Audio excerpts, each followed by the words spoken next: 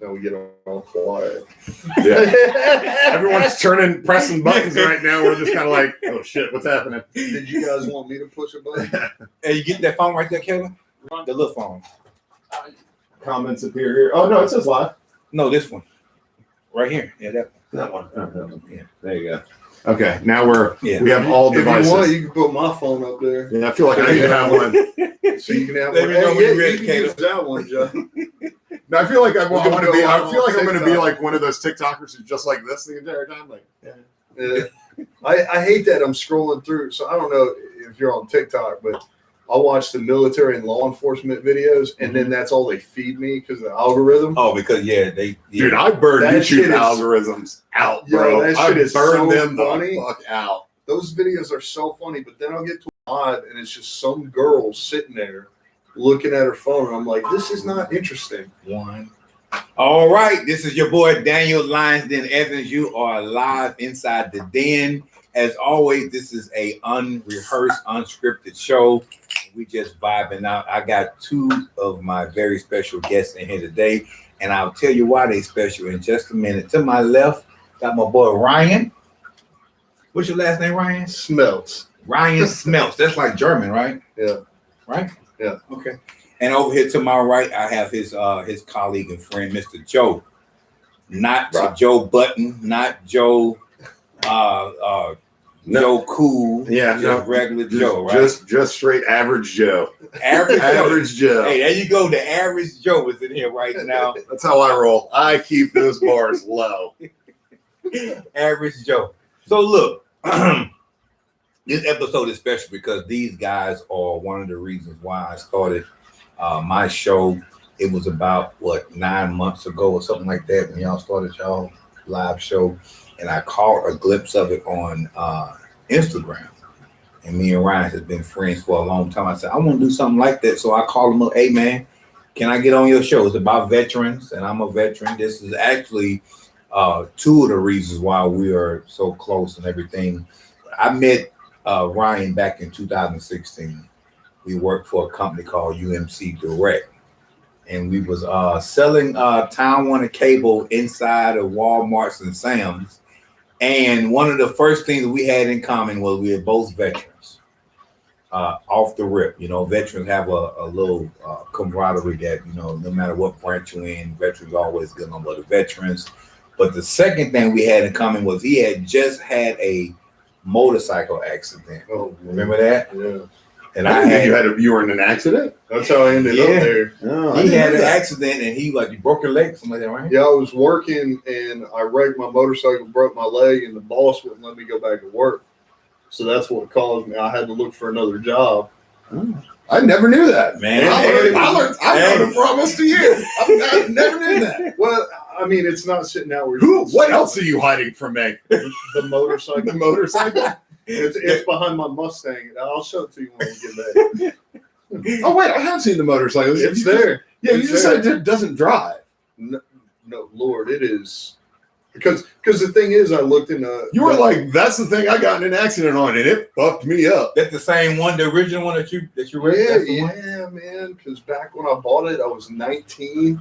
So come to find out, around that time that it was never legal. Not only was it never legal, but I called the state where I bought it and everything. Nobody could find any proof of that motorcycle ever existing. Really? So it wasn't just a title issue. It was like I couldn't get a dupe or anything. So I had to go through the state of North Carolina. They had to do an inspection, like with some guy with a badge come out and fill out. Some guy with a badge? Some random guy with a bag. Hey, I'm a guy. Hey, I'm Guy. I have a badge. They do I'm inspections serious. or something for like the DMV. I don't know. His sole purpose in life is to make sure that you're not just putting a VIN on a random chassis. So he's making sure that it's real, it exists, all that stuff. Well, so I finally so it's legal, but then the amount of money it would cost to like replace things like say the headlight, I was like, oh well, I'll just get a stock one so I can get it back up and running. It's the same price as if I were to upgrade it. So I'm like, well, if I'm going to fix stuff and it costs the same to do what I want to do versus the stock stuff. You still ride on? Well, I mean, like I said, right now it don't run. Well, I mean, if it ran, you'd still if be you had a eating, running you'd ride it, motorcycle, yeah. do you still ride? Yeah, Once if you're a that rider, thing- I heard you was always a rider. I had it up and running. Do you ride? Actually, that's my bike outside. Is that okay? That's my I don't know if heart. it was yours or Caleb's. It's my heart, and I just bought a second bike for a backup. I want a motorcycle, so like I'm saving money. Like once I pay off my truck, I'm buying a motorcycle. Never been on one. Don't know how I'm gonna do, but I'm getting there. I went to a what was the Man Show and at the state fairgrounds or whatever. Mm-hmm. But they had an Indian there, and I was like, oh man, that's it. I took a picture of it and sent it to my wife. It was only 16 grand. Oh, okay. Only 16. Only for an Indian. That's good. What year is it? It was a 2018. That's a pretty good price. I was like 2018 for 16 grand. I was like, So let me ask you: Are you like into bikes, or you just don't know a damn are you thing about into them. bikes I like like mine. brands, or All I know is Indian and I think- Harley. That's it. I Well, think I was going Harley- to ask you, like, prefer Indian over Harley or Harley over Indian or what? Because I know a lot of people like Harleys because Harley got that patent sound. That actually engine Yeah. sounds a patent. They had that patent. I The would- Indian is slightly different. You can tell a difference, but they say the Indians are a whole lot more. I just want to be able to like go out and just like cruise, like just not on the actually, highway. I just asked get on the that question country because road. I have two bikes now. I have a second bike, and I didn't know if you wanted to ride. Sometimes, you might want to come over and ride. Because I ride by myself. I'm not part of no bike club. But, I was actually on my way from Clayton earlier, and I got behind another guy that was riding. He was just some random guy. So I'm like, let me stick with him, right? So we ride in the same lane. He's a little ahead of me. I didn't want to freak the guy out, you know what I mean? Like, why this, guys like Yeah. harass me or whatever. But we rode from Clayton all the way to Smithfield, and I'm like, it might be fun to ride, with somebody. So I, bought a Oh, hell second yeah. bike, you know what I'm saying? Back Yeah, when like, I I was want- in the army, we weren't part of any club or anything, but you got one, I got one. Yeah, like I want Let's to. go, and we would go on bike rides all the time. I went I'd down love to to the do Gulf Coast. We I'd went love to do that. Like, north. well, look, oh Lord, I just got to pay the truck off because the wife would kill me if I'd like went out and was lit. And Well, came home with I'm gonna motorcycle. let you know a little secret. I'm actually starting my own buy here, pay here car lot. I have access to not just me, but DWI auction here in North Carolina. Yeah. Going to the auction this coming Friday. They actually have a lot of bikes that they get ready to auction off, and you can get them for a real cheap price and get them and do what you want to do with them. So I I might plan on look into buying a that to couple get of- one like mine, so I can replace all the parts. Yeah. what kind do you have? 06 Suzuki M50 Boulevard. Okay. It's Send me the name, and when I go down there, I'll look out for one. If I can get one for a couple $100, then it might be just a little gem for you. if I got something that was close, because several of those years are pretty similar. If I got something that was close that didn't run, I could use them parts. and let me know what you're looking for, because I might be able to just find something like that for you. And since you're not ready to ride, it can be a project for Yeah. you to fix it up. And Like, I need to learn how to ride. What? Like They I've have- never they have even classes? been on. they have class. Harley Davidson do classes. Yeah, on there's a Harley Saturdays. Davidson right down the road They from where can I do live. it. Can you ride a bicycle? Yes. Can you drive stick? Yes. You're good. Well, I mean, So my buddy's got an ATV that has the stick shift with the foot pedal. I don't have a problem with any of that. It's being on the two wheels and like turning and doing all of that. You're jazz. good. The biggest issue, like when I went through the Motorcycle Safety Foundation courses for the Army, mhm. we had a lieutenant in there. She was probably about the size of one of your arms, and she had this Harley that was like the front was stretched out, the forks were extra long. It was a huge bike, and she put that motherfucker down like 10, 20 times. I was like, dang, man. We all felt so bad for that bike, like just putting it down. Oh, she she had to just- take it back because she was sized wrong. She got sold. Yeah. She went to the dealership and she got sold. So you want to make sure that the bike fits you, but you're Yeah. a pretty big dude. So the only issue you would have is if you tried to get like a 250 crotch rocket. I'm not getting a crotch rocket. Not And you're at gonna be all. like this on the motorcycle. I had to ride one of those one I'd time. be like, no. moped. No, I'd be like one of those fat guys on the little thing. Like, no, I ain't doing that shit. No, I want something that I can go out and just cruise. Like, I don't want something that goes fast. Well, I don't care if it goes fast. But you My wanna goal cruise. is not- you of cruising age. Yeah, like I want to go out and just under enjoy. 30. You want a freaking crouch rocket that goes 1,000 miles an hour. I saw a guy scared me half to death. I'm coming from the Harley Davidson shop in Durham. That's the one that's right down the road from Raging me. Bull. The one Raging over Bull off of is- 70. Yeah, Yeah, that's the one that's That's just where I down bought the road. my bike from. Yeah, that's like 3 minutes from my house. So I was coming from there one day, and I'm just like on my bike, just cruising. Man, this guy was going like 95. He was going in between. I'm like, this dude here got a death wish. I can't do it. Like I don't want. I have Going no in desire- between the I had cars. buddies because mine ain't fast. I had buddies, and we'd be on 171 in Louisiana, headed down to Lake Charles. And Lake Charles. They'd be on What the a side shithole. and they'd take Sorry off. if you live in Lake Charles. Well, I know the area. I like out of Louisiana. I think like Lake Charles is just the most depressing. Like, man, you ain't Don't been to never go- Leesville. I haven't been to Louisville. Don't never go to Oklahoma, boy, because that place right there. I was surprised by Tulsa. Oh my! I went to Tulsa. I was expecting You Tulsa. like Tulsa? Well, I didn't. I won't say I liked it, but I didn't dislike it. I was surprised by it. Like, so I rolled into Tulsa, and I'm like, I thought this place is going to be, flat. They had hills and shit, and I was like, okay, they got hills, and they got a little skyline. I was like, they got hills. I was not expecting Holy that. Hills. Man, Like, yeah. I had the worst time in my life, man. Me and my brother both in Oklahoma. I'm talking about Enid, Oklahoma City. Anything with that OKC, man, I don't want nothing to do with it, bro. That place is like it's like a black hole. There's an People going OKC out. fan watching right now. Yeah, hey, I'm sorry, but hey, There's a I- Sooner fan out there. It's like, fuck this guy. give you my opinion about it. I I'm didn't sorry, know, you know what but- I'm saying? Shoot, I mean, You just lost half your listening audience. it's crazy though, man. But I did not have a good time in Oklahoma, But I can think of a whole lot more places than you saying Lake Charles. Then that's one of them. See, I was only in Oakland. Like, I didn't spend a lot of time. I was there for work. So I went out for a meeting. I think been out there for like 2 days. I mean, I was there one day, spent the night, went to the meeting the next day, and went back to the airport. But like, when I got there and got to the hotel, I was like, this place is fucking nice. Like, I was in a nice hotel. Like, my company put me up in a nice place and like right in the middle of downtown. And it had like a rooftop bar, which was pretty awesome. And it was lounge, and I was in a place where it was like a Wednesday. So everybody in that bar was in the hotel for business. Yeah. So we're all there for different reasons. None of us are from there.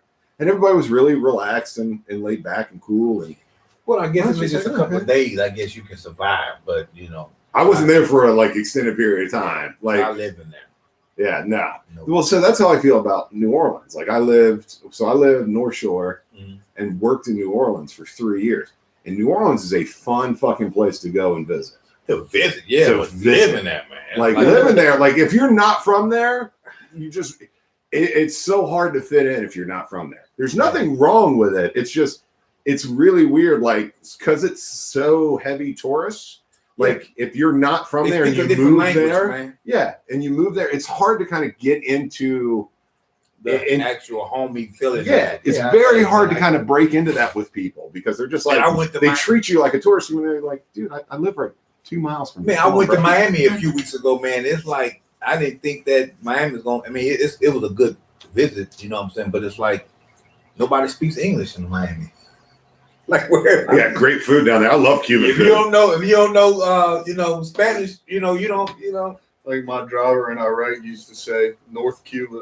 North Cuba. It is straight up North Cuba. To my 'Cause Miami. He's Puerto Rican, so he actually came from Puerto Rico to Miami I and will. then moved up to New York. And so he would make those jokes because he's like, I lived there for a while. That's exactly what it is, North Cuba. This is what I have found out in all the places that I've lived and with the different Hispanic populations that settle in different parts of the country.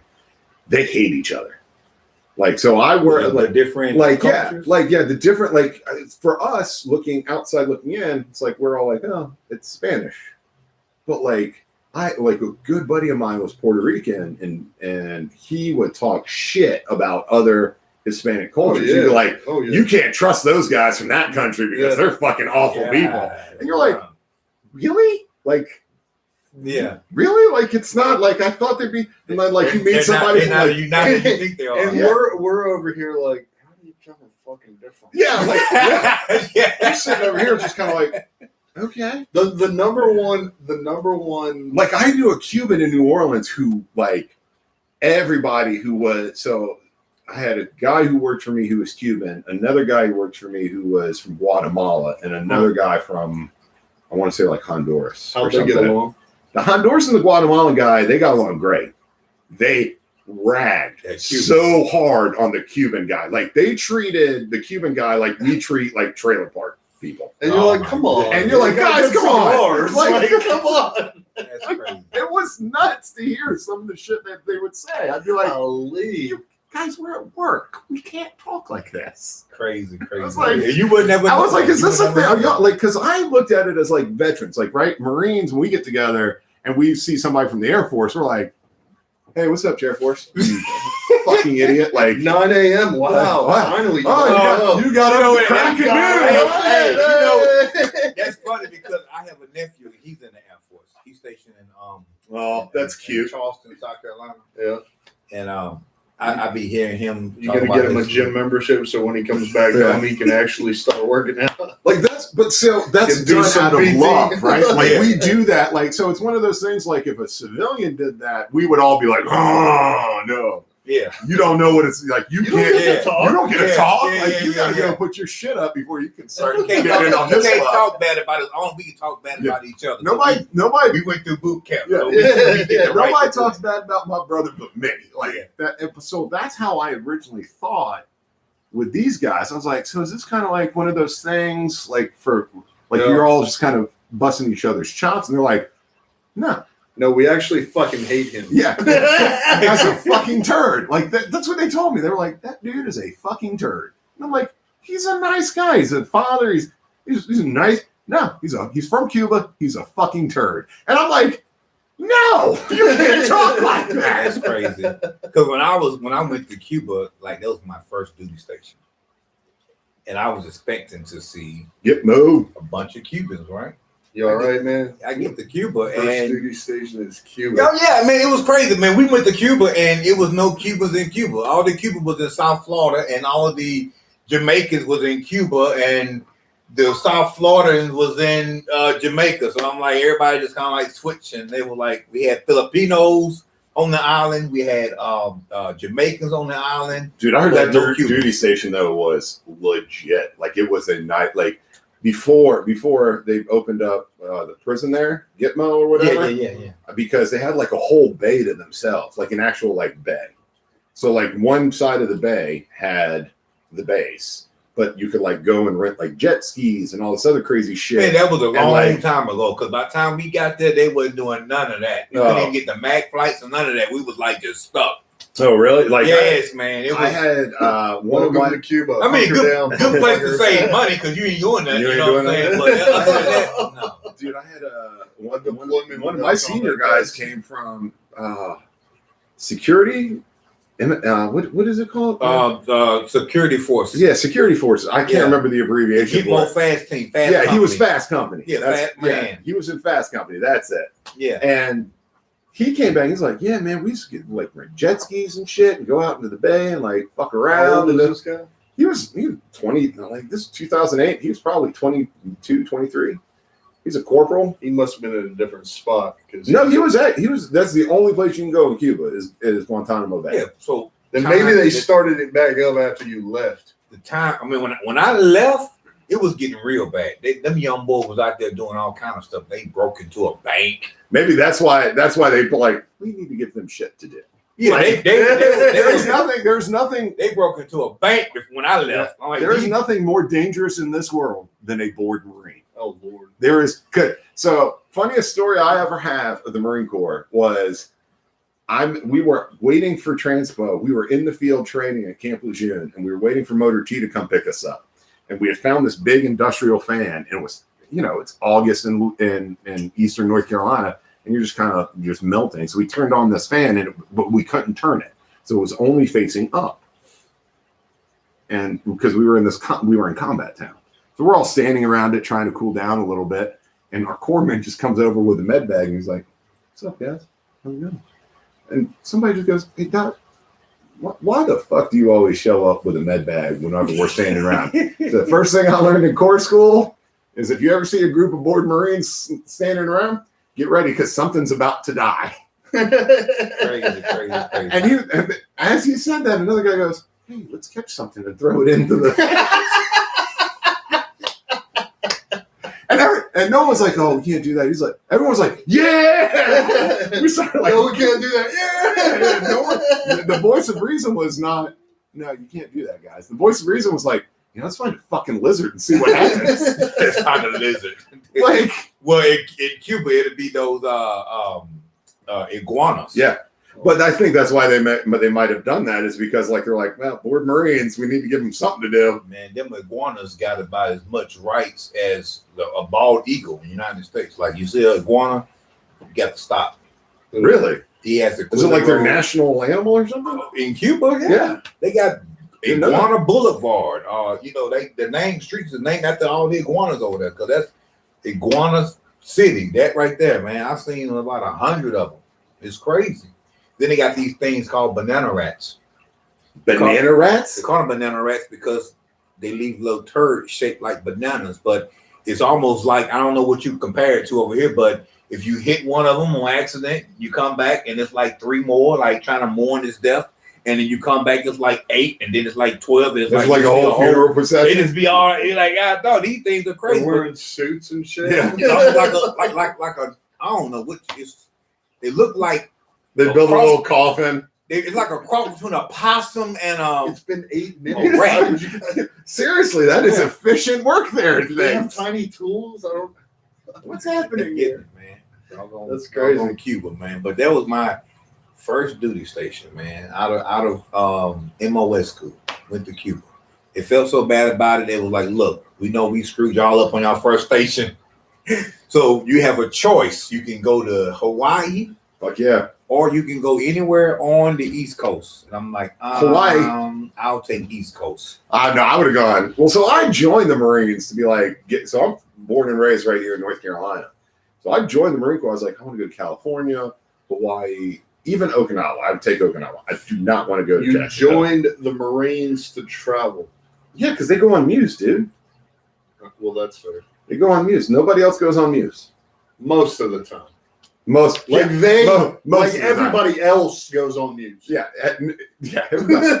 No, infantry guys go on. So here was my naive thinking. I mean everybody except Joe. Yeah, everybody but Joe. So here was my naive thinking. I was like, it was 2007 when I joined. I'm like, Iraq war is pretty much over. I may go to Afghanistan as an infantry guy. Maybe. As an 03, I may go to Afghanistan. More than likely, though, I will go on a MEU. Nope. I went to Iraq, came home from Iraq, was one of the last line battalions to go to Iraq. Came back, got told we were going to go on a MEU, and I was like, fuck yeah. I'm going to go float around the Mediterranean, hit up some Seychelles, maybe fuck some hot girls in some different port in Italy. Because you get to roll into Spain, Italy. You get to go to Seychelles. I mean, come on. It's a cruise for 9 months. Let's do this. Like, I'll go train in Africa for 20 days to get, 6 months of just bouncing around the Mediterranean. I'll do it. I'll make that sacrifice. So we started working up for the MEU. We started training for it. About a month and a half into working up for the MEU, they called us all in. They were all small unit leaders. They're like, we're not going on a MEU. We're going to Afghanistan. They just left. Everybody but me was like, yeah, we're going to go get some. I was like, motherfucker. I was like, this fucking sucks. I want to go and sit on a ship and just work out 5 times a day, get all stupid jacked and come home and go see other countries and shit. Nope. Nope. I gotta go to Helmer I Province. remember your talk about the brief or whatever, and how y'all were still part of it, technically part of it, but you didn't go there because you said how they were telling you if you go to Africa, you're not supposed to have sex. Oh yeah. So yeah, we had a death by PowerPoint show. And that was before Iraq though. We had to check all this stuff off of the box because I thought you said that y'all were still part of it. We were still part of the MEB, not the MEB, the MEB. And so for whatever reason, they made us go do death by PowerPoint. And we were like, why are we talking about like training in Africa when we're deploying to Iraq in literally 4 months, like 4 weeks, like the end of this week, pre-deployment leave starts. Why are we in here? And this was just a check in the box that we had to do.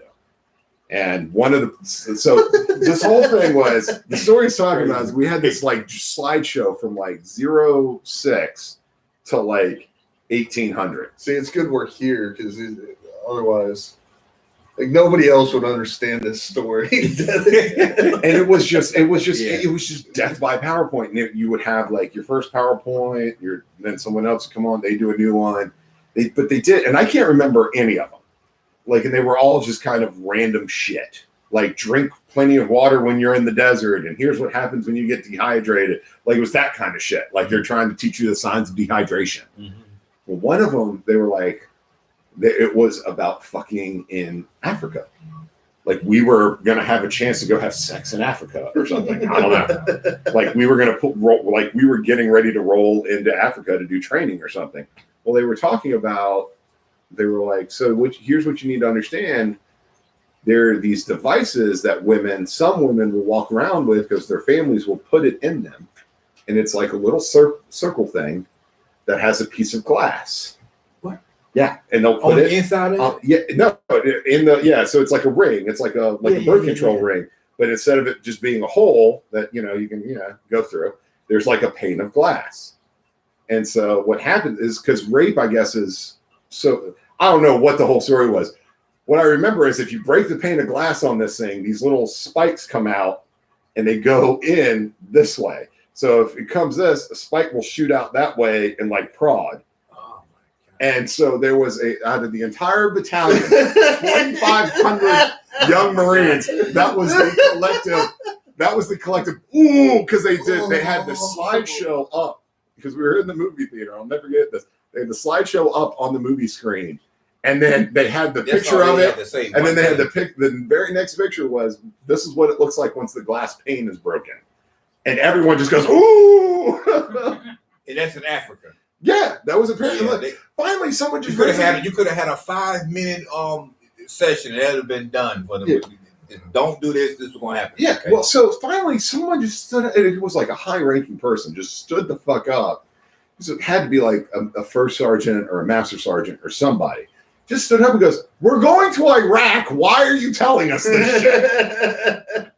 Because it's on the schedule. And like, why. And like the corporal it's on the schedule. The corporal who's teaching this course is like, well, sorry, Master Sergeant, I have to teach it because those are my orders. And he's like it's right here. Crazy, man. That's a crazy story. I'd have been terrified. I'd have been terrified. So when I left, I talked to my son. It'd have been somebody trying to outsmart the little ring. Oh, let's see. How can we not get cut up? Yeah. They've been trying to figure out how to not do it.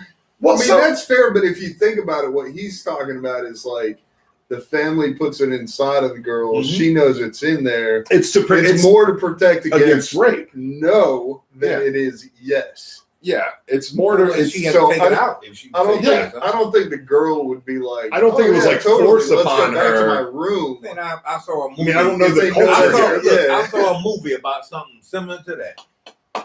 Well, it's called. What kind of movies are you watching? What kind of movies are you? Please tell me that's a horror movie. The movie is called Teeth. It's called Teeth. Teeth. I don't know if I want to watch this movie now. ETH. Well, this young girl, her snatch has teeth, and she would. So only her true love can actually like make it past the teeth. Anybody who's ever tried to force for The girl's gonna be a virgin forever. the thing would just snap, bite the thing off with the teeth. I'm good on watching that movie. I'm telling you, crazy. Sounds just like what you talk about, but it's called teeth. And there's one guy who he knew about the teeth, and she was telling him about the teeth. He was like, "Well, I'm scared," and she was like, "I'll protect you some kind of way." But some kind of way, he ended up, saying the right thing and doing the right mumbo jumbo, whatever. And the teeth didn't come out on him, so he was able to enjoy her. But it was crazy. I'm not going to watch that movie just because of that PowerPoint slide. Do you know what?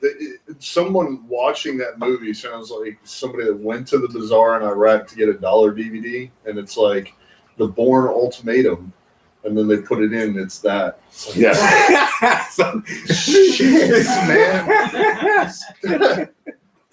I'll never forget. Like I love the Russian bootlegs DVDs. Like, because when I was in Iraq, like there were movies coming out, and I was like, the movie just came out in theaters, and like you'd be in the bazaar, like going on patrol. There'd be someone who'd be like, "Yeah, we have it. It's fine. You can watch it right here." Yeah, like that. Like it'd be like, here's the no, it wouldn't. Like, here's the thing though: is you get it, it'd be like a bootleg copy from like China or Russia or somewhere. Like one of those where, like, especially if it just came out, yeah, it would be a camera in the back of the theater, and it'd be in a language you couldn't understand. Yep. Well, he knows about this. We're doing the whole Fire Stick thing. Doing the getting the cyber flicks and all that type of stuff. The jailbroken Fire Stick. The jailbroken Fire Stick. I would laugh if I deployed today and went into a bazaar, and instead of a shit ton of DVDs, they just got a bunch of Fire Sticks. Fire Stick, $20, already broken. I'd be like, that is hilarious. Make sure you select the right link, because all the links ain't great. All links are, that's always the problem with the jailbroken Fire Sticks. You gotta like peruse the link to find the right link. I've just stopped using my jailbroken Fire Stick. Yeah, man, that looks delicious. It looks delicious. Well, I quit smoking. Oh, okay. Well, I guess it would look delicious. Somebody who stopped smoking. I quit smoking about 2 weeks ago. He's going to start twitching here in a minute. So what are you doing in place of? I open the lid and I hold it by his nose, and he goes, "Wow." I yell at people in traffic. So you just met Ryan a year or so ago? Yeah, about a year, almost a year. Yeah, not even. Let me ask you, who started the Bearded Veteran? That's not you, right? That's him. Yeah. Like the whole Bearded Veteran, you started that. Yeah. So I remember when he started growing a beard, right?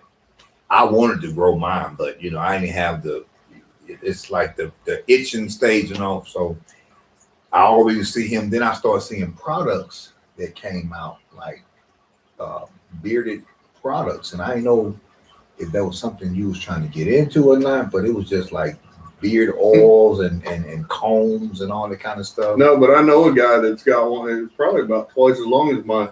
He's a preacher that sells pallets, because that's where I get my pallets from, who also does beard products. I got a jar of his beard oil back at the house. Because I actually sell beard products too. I started growing my beard for that. But you never seen this guy without his beard? Met this guy at 16, like I said, veteran, motorcycle accident. We were selling Spectrum and all that kind of stuff. And, we would go on these little deployments, so-called deployments, where we would go to Fayetteville and all this kind of stuff. They call them road trips or business trips. Road trips.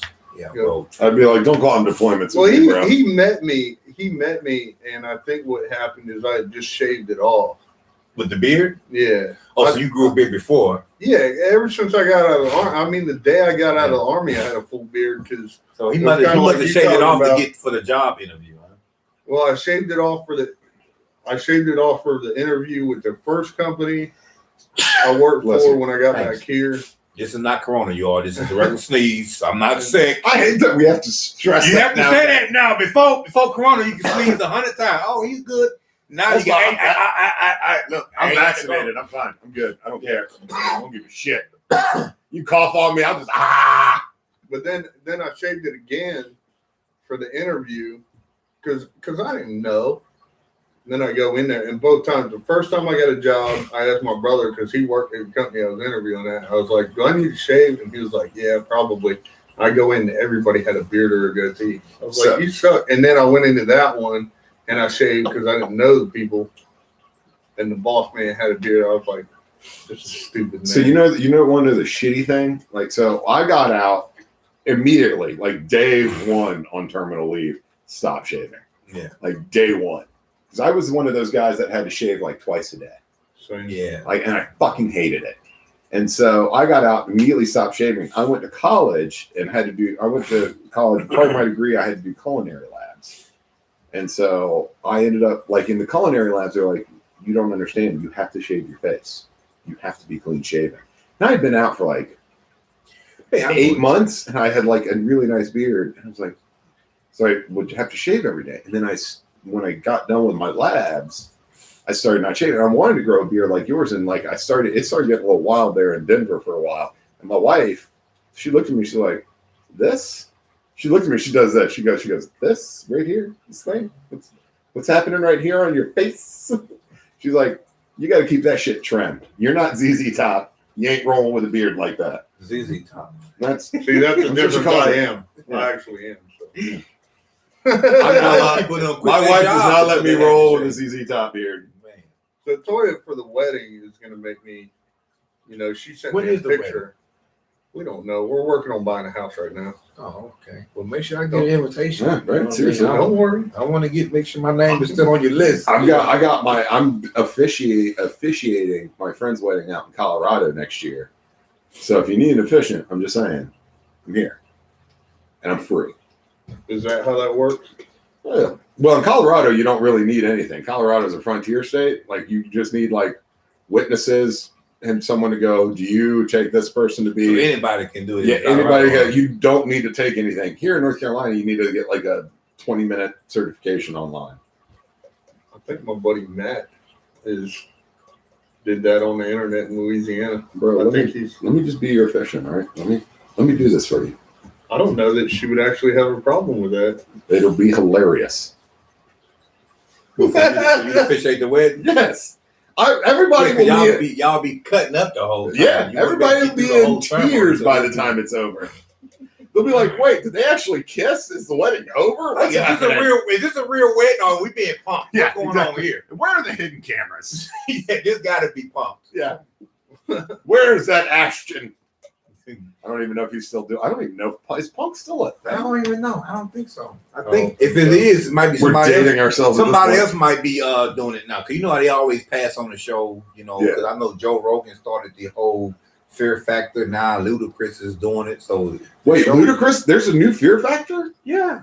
I didn't know this. Ludacris is doing Fear Factor now. Yeah. No. It's pretty good. I have to watch it. I like the one. I like Joe Rogan. I do like Joe Rogan. Joe Rogan. I love the fact that Joe Rogan went on the Chappelle show and Man, that fun. was the funniest episode of Chappelle Show. The Fear Factor was. Yeah, where he's like, he said, have you ever seen this? My feet are strong. Yeah. I'm gonna tell you a secret, Joe Rogan. I smoke crack. Hey, that was the funniest one I ever seen, boy. That was the funniest one. He gets it like a bed of worm. They're like, you gotta lay in here and like the longest person wins. And he's like reading his paper. He's like, I'm just gonna read.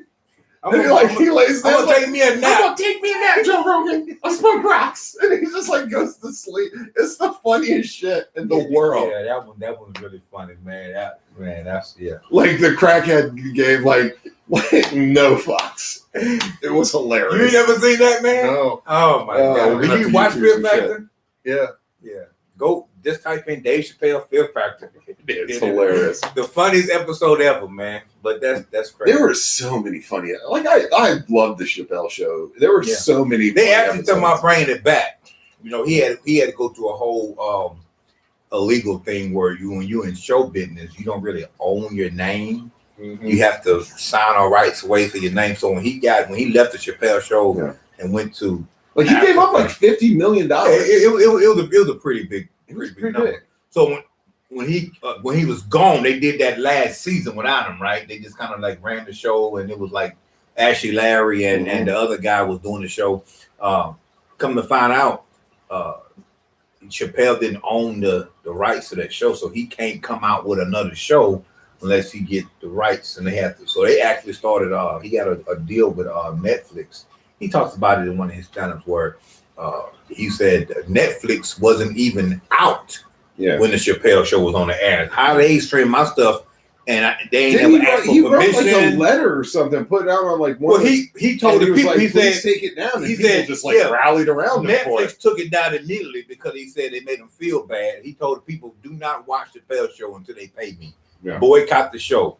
Everybody stopped watching the Chappelle Show. All the networks that were streaming it, they were losing money. And they took it like they took it down quick. Took it down. HBO. That shows you what kind of. Well, first of all, Dave Chappelle is probably one of the best comedians. He's one of my favorites because he gets so political. I would put him in a GOAT category for comedians. Honestly, Man, he is up there. Like Richard. So it's when I think of like great stand-up comics, like I think of George Carlin, Richard Pryor, and Dave Chappelle. Like those are by far the best three stand-up comedians ever. And he does it in a way where Kevin Hart is in that conversation as well.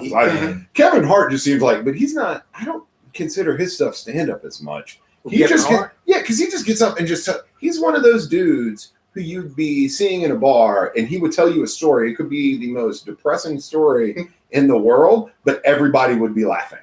Yeah, like he just gets up and tells the craziest, funniest fucking stories, and that's his comedic genius. I think is that's his ability. At least that's how I see it. Well, I mean, storytellers, always have the ability to tell a average, everyday story and make it like extremely funny, but it's just a regular story. Like y'all laughing at my pain, laughing at my pain. You know what I mean? It's really happened to me. Y'all laughing at it. You know what I mean? But I mean, Dave Chappelle was just. His stand-up. He got to the point amazing. where how Eminem is like the GOAT and rap god and all this kind of stuff where he can take words and just start playing with the whole dictionary. How does this guy come up with this stuff? Dave Chappelle, one of those comedians who actually said he started telling jokes backwards. Mm-hmm. He give you the punchline up front, and then he go back and tell you the joke, and you still waiting on the punchline, and he hit you in the face with a punch. Like, oh, okay. So just does that kind of stuff. Just take a fishbowl with a bunch of random punchlines and just dig his hand in there and get one. Okay, so we're going to Disney World, and he'll just make a joke about that. And it's like, you got to be on a certain level of genius to pull something like that off. I mean, there are a lot of great. I mean, I love stand-up comics. Like, I love going to comedy shows. There are so many good.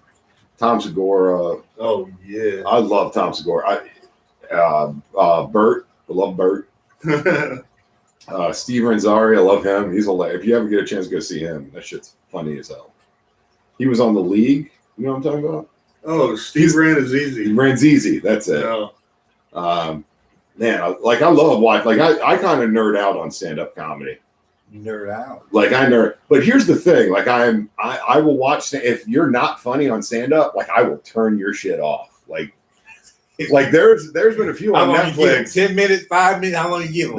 That's the only thing I can just like stop in the middle of. Like if I'm watching a bad movie or a bad TV show or reading a bad book, like I'm just like, nope, I'm gonna muscle through this because I now have started this endeavor and I'm gonna see it through to the end. Like I'll be miserable about it, but I'm gonna do it. Not with stand-up. With stand-up, I'm like, nope, you're not hilarious. I'm turning you off. Well, some stand-up, you can become an instant critic. You just like, okay, this joke wasn't no good. You just like, don't do this one again. You just go through this whole material and just pick out all the good jokes and all the bad jokes.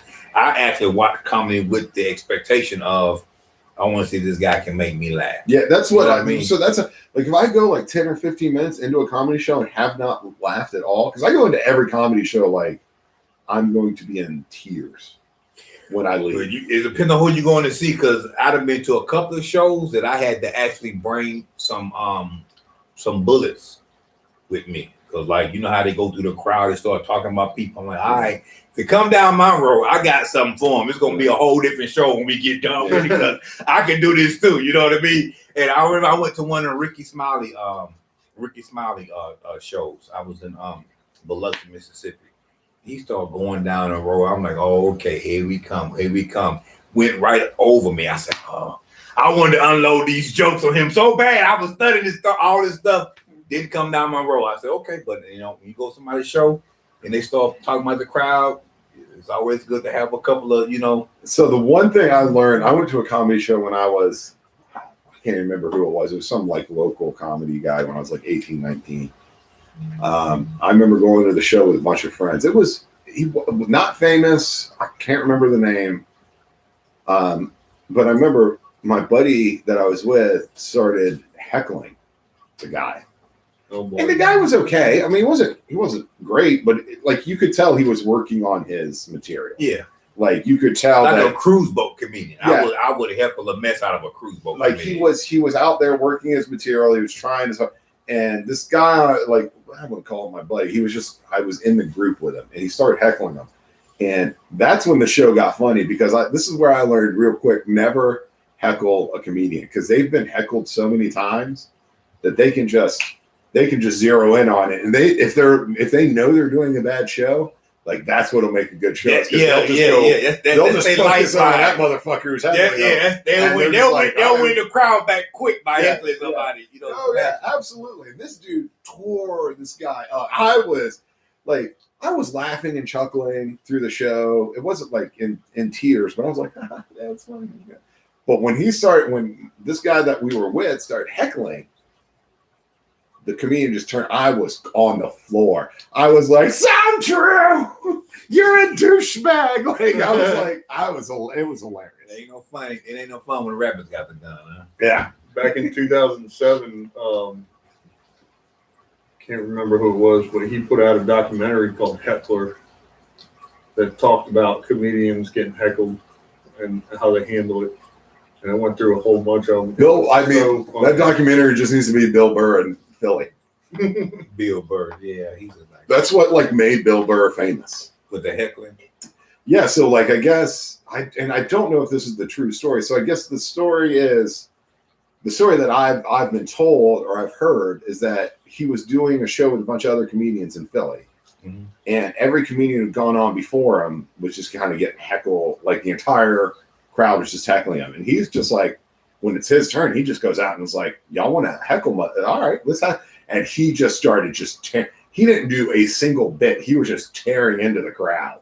He's like, fuck you, motherfuckers. Like, and it is the most, like, you should watch it on YouTube. It is fucking great. I think Bob Saget was there. Yeah, that was kind of similar to what happened with Bernie Mac when he went on Def Comedy Jam. Yeah. Def Comedy Jam.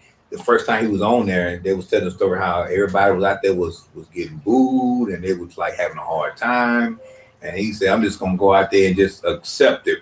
Yeah. Go up there and say, "I ain't scared of you." That's how he started the whole kick it and all that kind of stuff. So they can use that, you know, as an actual benefit if they show is not that good. And but you know, when you see them transition from the jokes to start, oh, who this guy? Oh, it's already over with them when they go to their crowd. But as a person who likes comedy, go to shows, I always try to keep a couple of, weapons in my arsenal. So if somebody's coming down my road, I might have something to say back to them. You ain't gonna just punch me like that and just show it. After being witness to that, you ain't gonna even try it. I'm not gonna try. Well, you be on the DVD. You know what I'm saying? Like if someone's like gonna like pick me out of an audience, just randomly start like poking jokes. It's like I'm gonna laugh. Like I'll be like, all right, let him go ahead. All right, keep laughing. He'll keep on going. Keep on, like move on. Like, I'm not gonna go back because that motherfucker got destroyed. Like I looked over at him at one point while in the midst of my tears and was like, I literally saw the thought bubble come up. It's like, I want to die right now. Like maybe I should have done that. Like he literally was like, he was looking at his wrist like, I think now's a good time. Like it was so bad, but it was so hilarious. And the entire crowd was just crying. Like, because it was so fun. Like this guy was not really that funny on his stand-up, like his 5-minute set or 10-minute set, whatever it was. But the minute he got heckled from this dude over here, he just tore into him, and it was the greatest 5 minutes ever. Yeah, from that point forward. Like that moment forward, like was just so fun. I like not laughed that hard without smoking a bunch of weed. That's crazy. Like that's how funny it was. Like that's how hard I was laughing. Well, I think comedy is one of the universal things that is comedy is colorblind. You know what I mean? Absolutely. Anybody can laugh and joke about anything, and it's universal. So I think that the better comedian you are. I think that it's one of those things where you can always connect with the people, and so the things that Dave Chappelle talk about to me is the things that happen in real life that nobody really talks about. So it's like your conscience talking. Dave Chappelle is like your conscience. Right. He was talking about the George Floyd situation. He literally did like a 26-minute show talking about George Floyd, and it was like anger, but it was like, let's do this, like making the truth funny. Yeah. And just walked off stage, dropped the mic, walked off stage, and it was like, okay.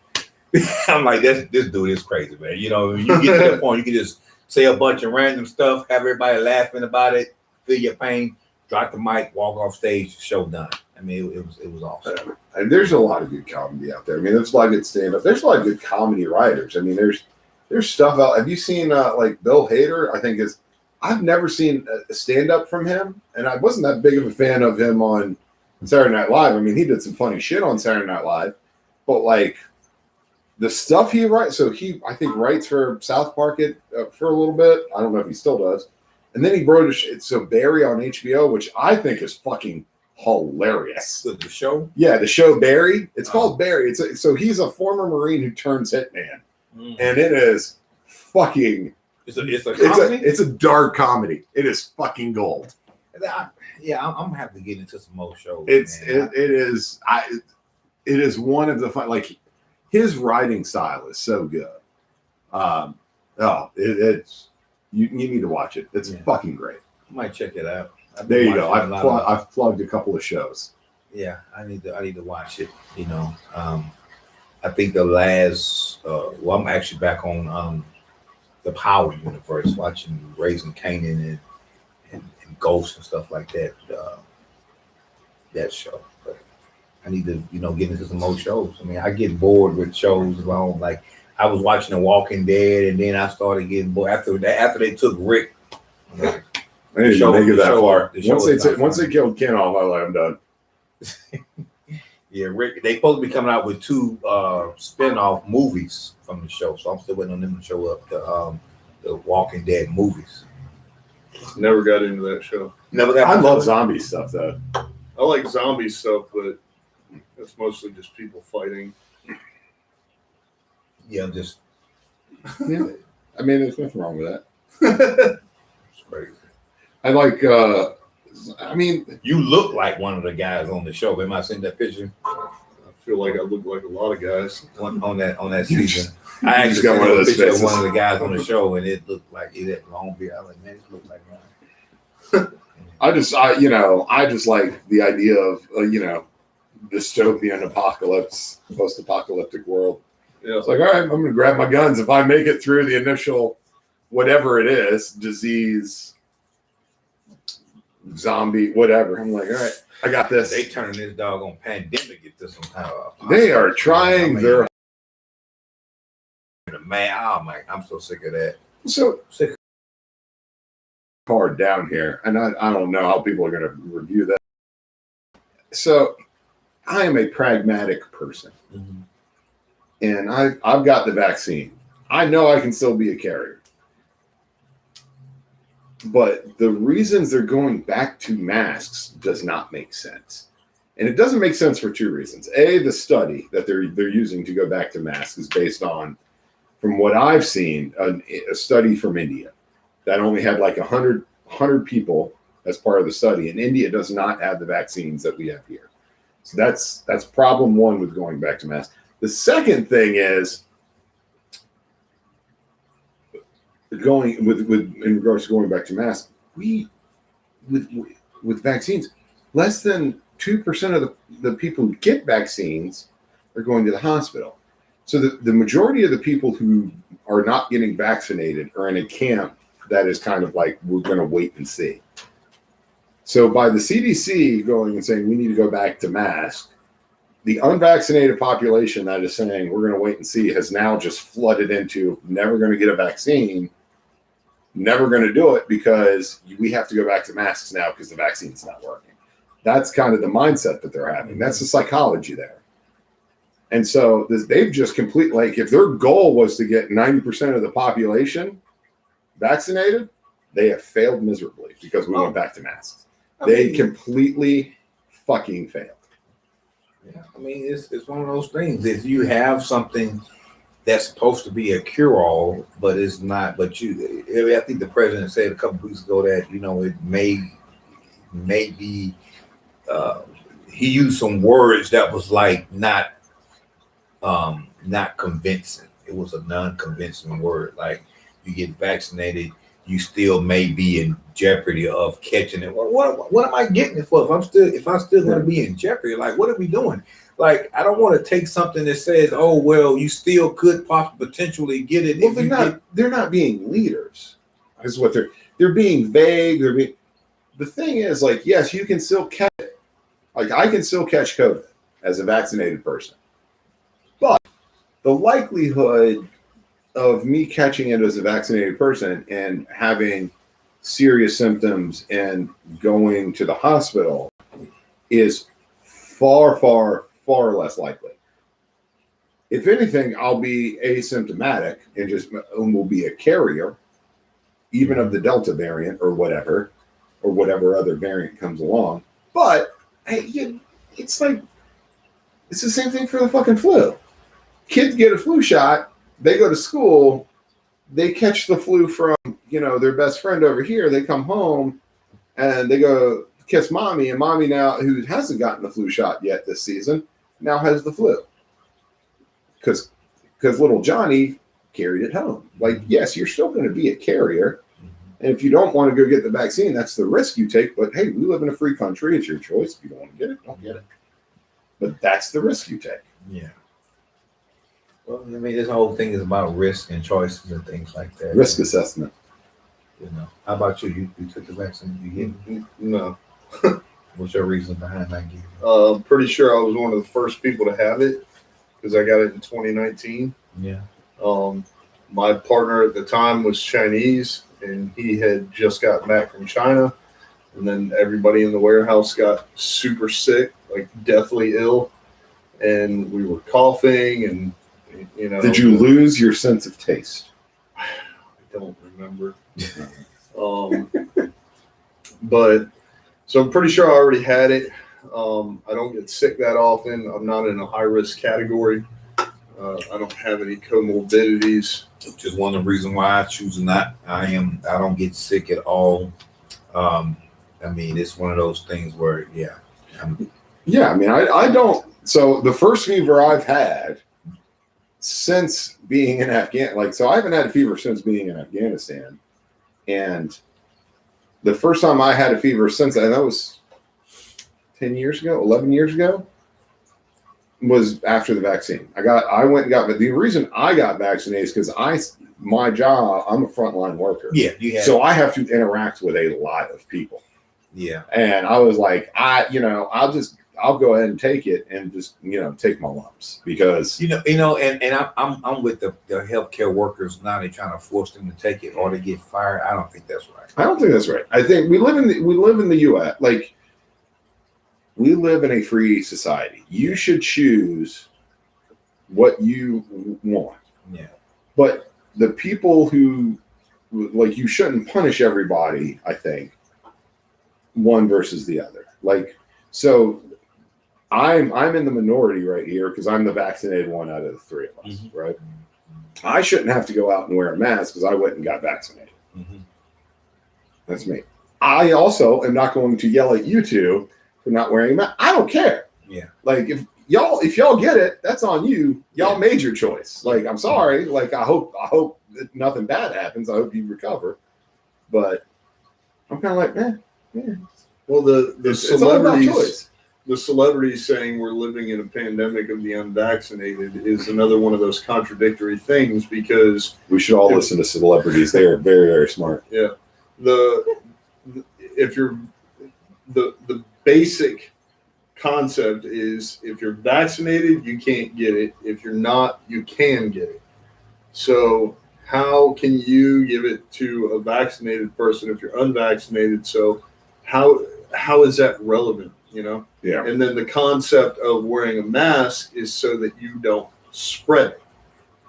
So Well, and I'm a conspiracy theory. I think even if you wear the mask, because they had a couple of doctors I've seen on TV who actually wore masks, still contracted through their eyes. The COVID the COVID virus, the coronavirus molecule is smaller than the actual pores of a mask. So wearing a mask is not going to keep you from getting it because you can still get it in your eyes and all this kind of stuff. So you have to be fully suited from top to bottom in order to have a better chance of not getting it. So I just think that they're and trying to find another way to divide the people. Yeah. Absolutely. I think that's one thing that everybody. You know what I'm saying? Vaccinated, If everybody. everybody's right now is on more of a let's love our brother, let's get in racism, or now we got another divider, vaccine versus not vaccine. Yeah. You can't come to my house for my barbecue because you ain't vaccinated. Ain't got nothing to do because your skin color, but now you get that. Come on, man. Come on. Like, Can we just get past this and be able to, you know what I'm saying? Get vaccinated. If you don't, fine. Like, Yeah. that's fine. Like, let's now. But trying to push that agenda, to make it a thing, like you said, we're living in a pandemic of non-vaccinated. Come on, when did the non-vaccinated become the problem? Yeah, you know what I mean? So out of, I think we had 1,000 cases this week come up in North Carolina, or 1,100, something like that. Out of the 1,100 cases that went to the hospital this week, 99% of them are unvaccinated. And I'm like, all right, well, that's fine. Like, 9% is unvaccinated. Out of 99% of them okay, are unvaccinated. So it's kind of like we just get all these different messages from all over. You're kind of like, okay, do the vaccines work or don't they? Like, it's leave the politics at the door. Yeah. Like, it doesn't matter. And that's one of the reasons why, you can't be so quick to just jump on everything somebody come up with. They got the Johnson & Johnson one-shot vaccine, people dying all of a sudden. Yeah, you want us to come follow behind and continue. Why is Johnson & Johnson still able to produce stuff when they got an active lawsuit right now for the cancers and the stuff with the talking powder? And now they got one for a baby, another one that they got. It's like 3 different lawsuits. And you still allowing these people to put out medicine? Come on, what are we doing? You should be like, y'all ain't doing nothing else until we can, can get all y'all stuff right. Don't even put out, you take the baby oil off the shelf, everything that y'all got, y'all need to be revamped from the ground up. You know what I mean? But they still allowing them to come out with all kind of, messages. I don't trust that part of it. You know what I mean? I get there's a trust factor. There's a lot of different things of why, like, because I know family who's not been vaccinated, and there is and they're not vaccinated for different reasons. Mm-hmm. Some of it is we don't know enough about the mRNA or whatever, the science behind how they got the vaccine. Others are kind of in your camp of, well, it's all about profit and we can't trust these guys because they fucked all of this other shit up. And I'm just kind of like, I'm gonna roll the dice.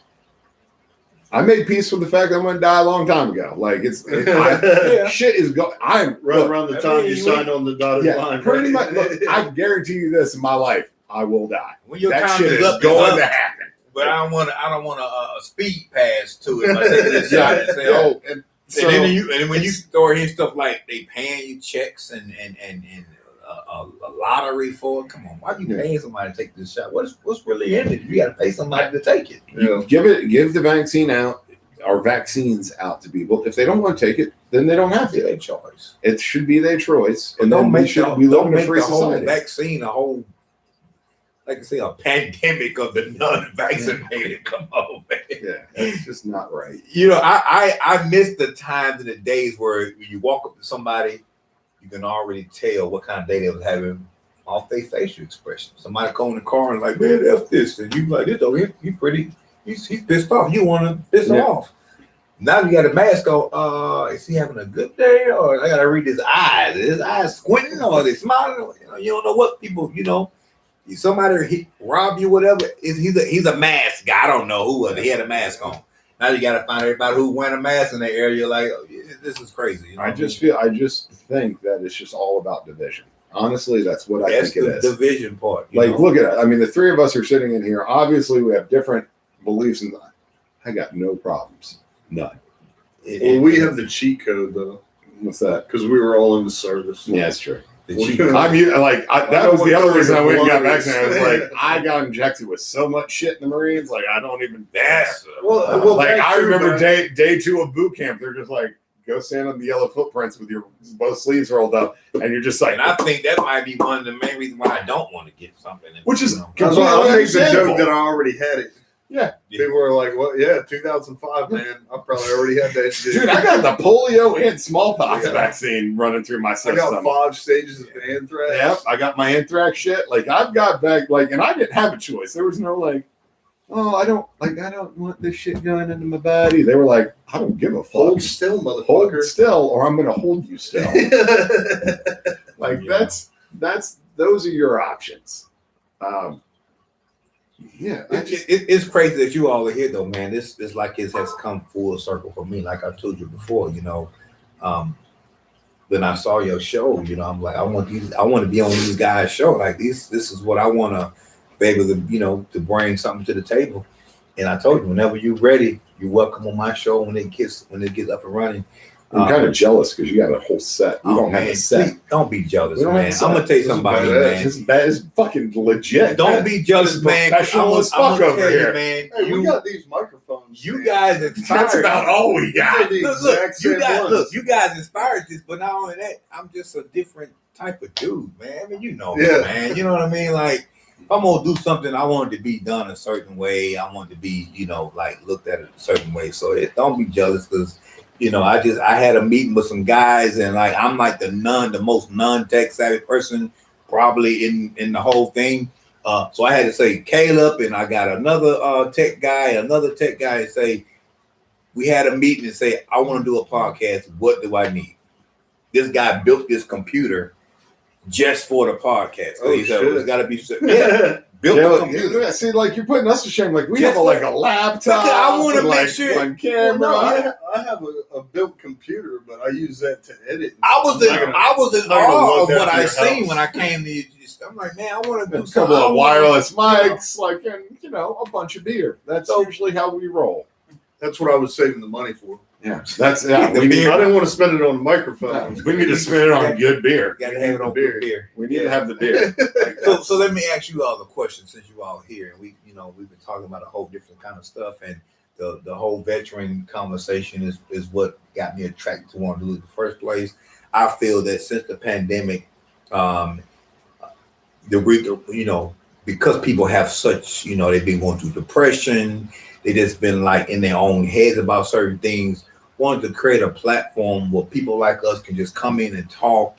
And when I say I'm talking about the men folks, you know what I mean? Like you can go watch any talk show, and it's women, Oprah Winfrey, Ellen DeGeneres, all them shows about women. Where do guys go? We can, like, when we want to just be able to vent and talk about our issues. And this is one of the reasons why I want to do the show. But I wanted to make sure I got what I needed. That's why I was asking y'all those questions the first time I came to your house.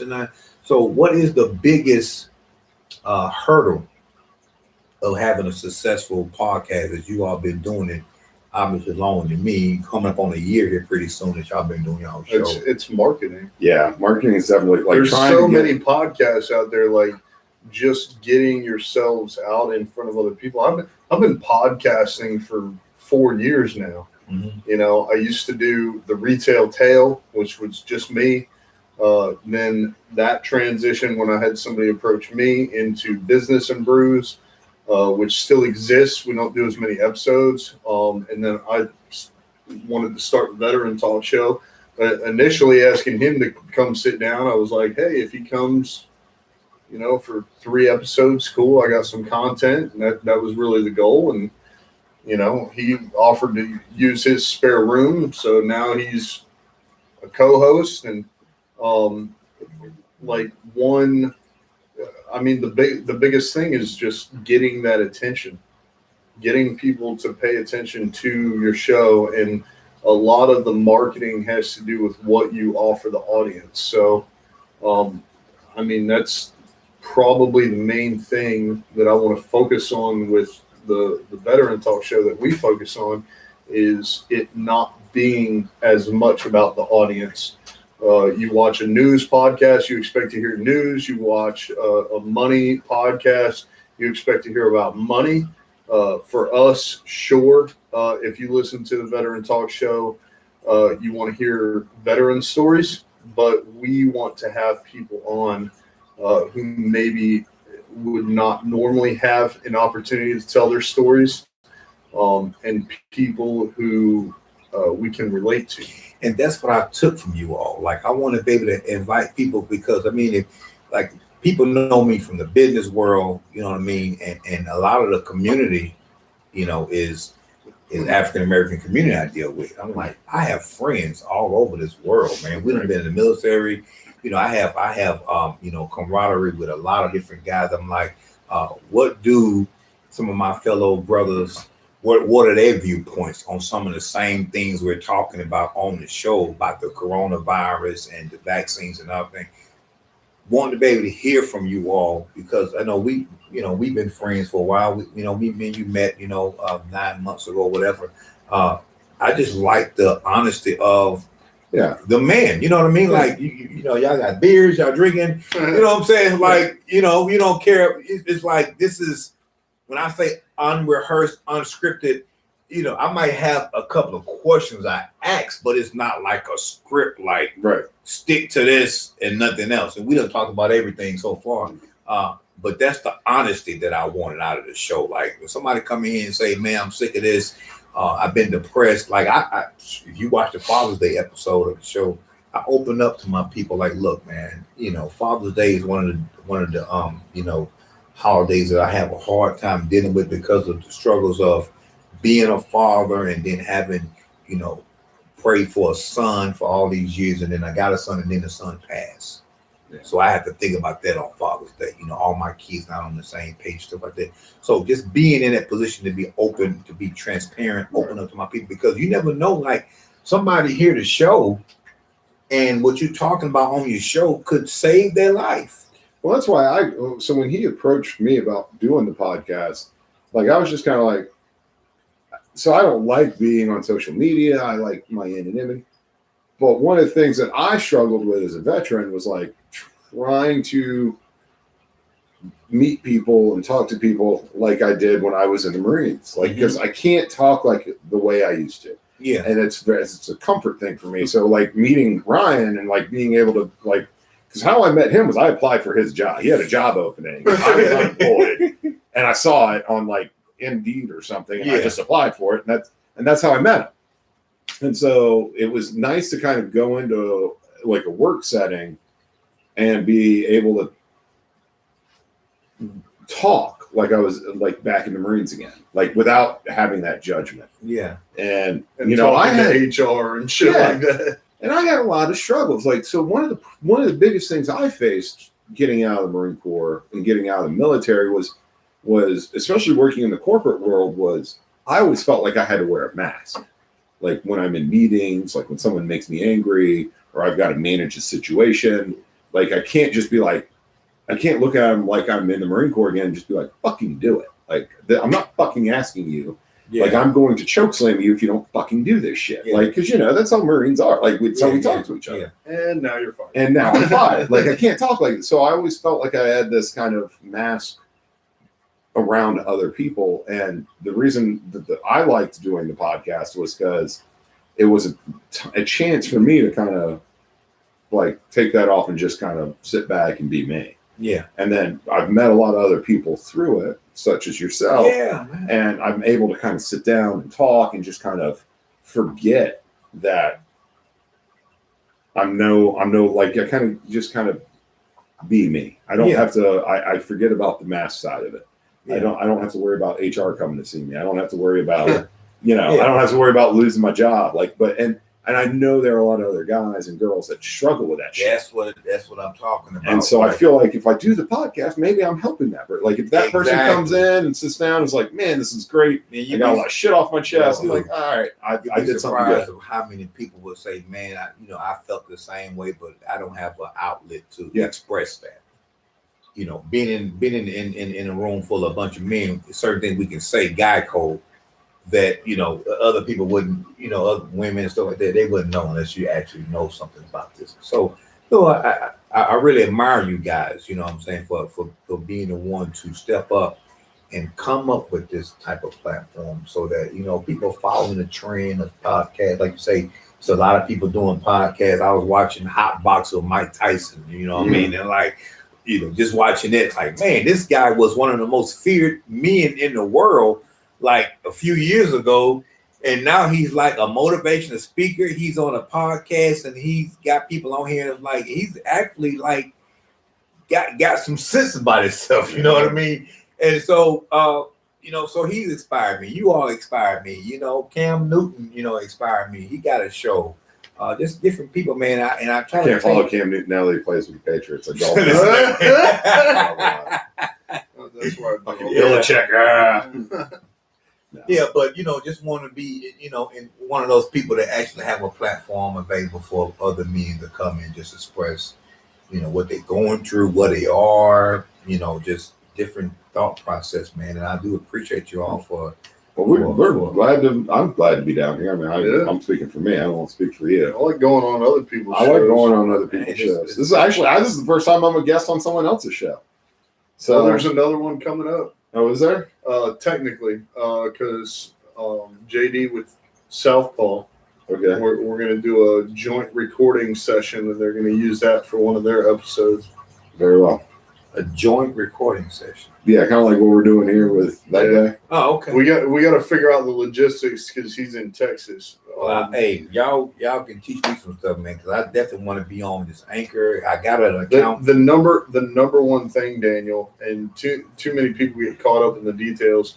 If I've learned anything, like on Business and Brews, we have 10,000 followers on the Facebook page. The number one thing after podcasting for 4 years, don't fucking quit.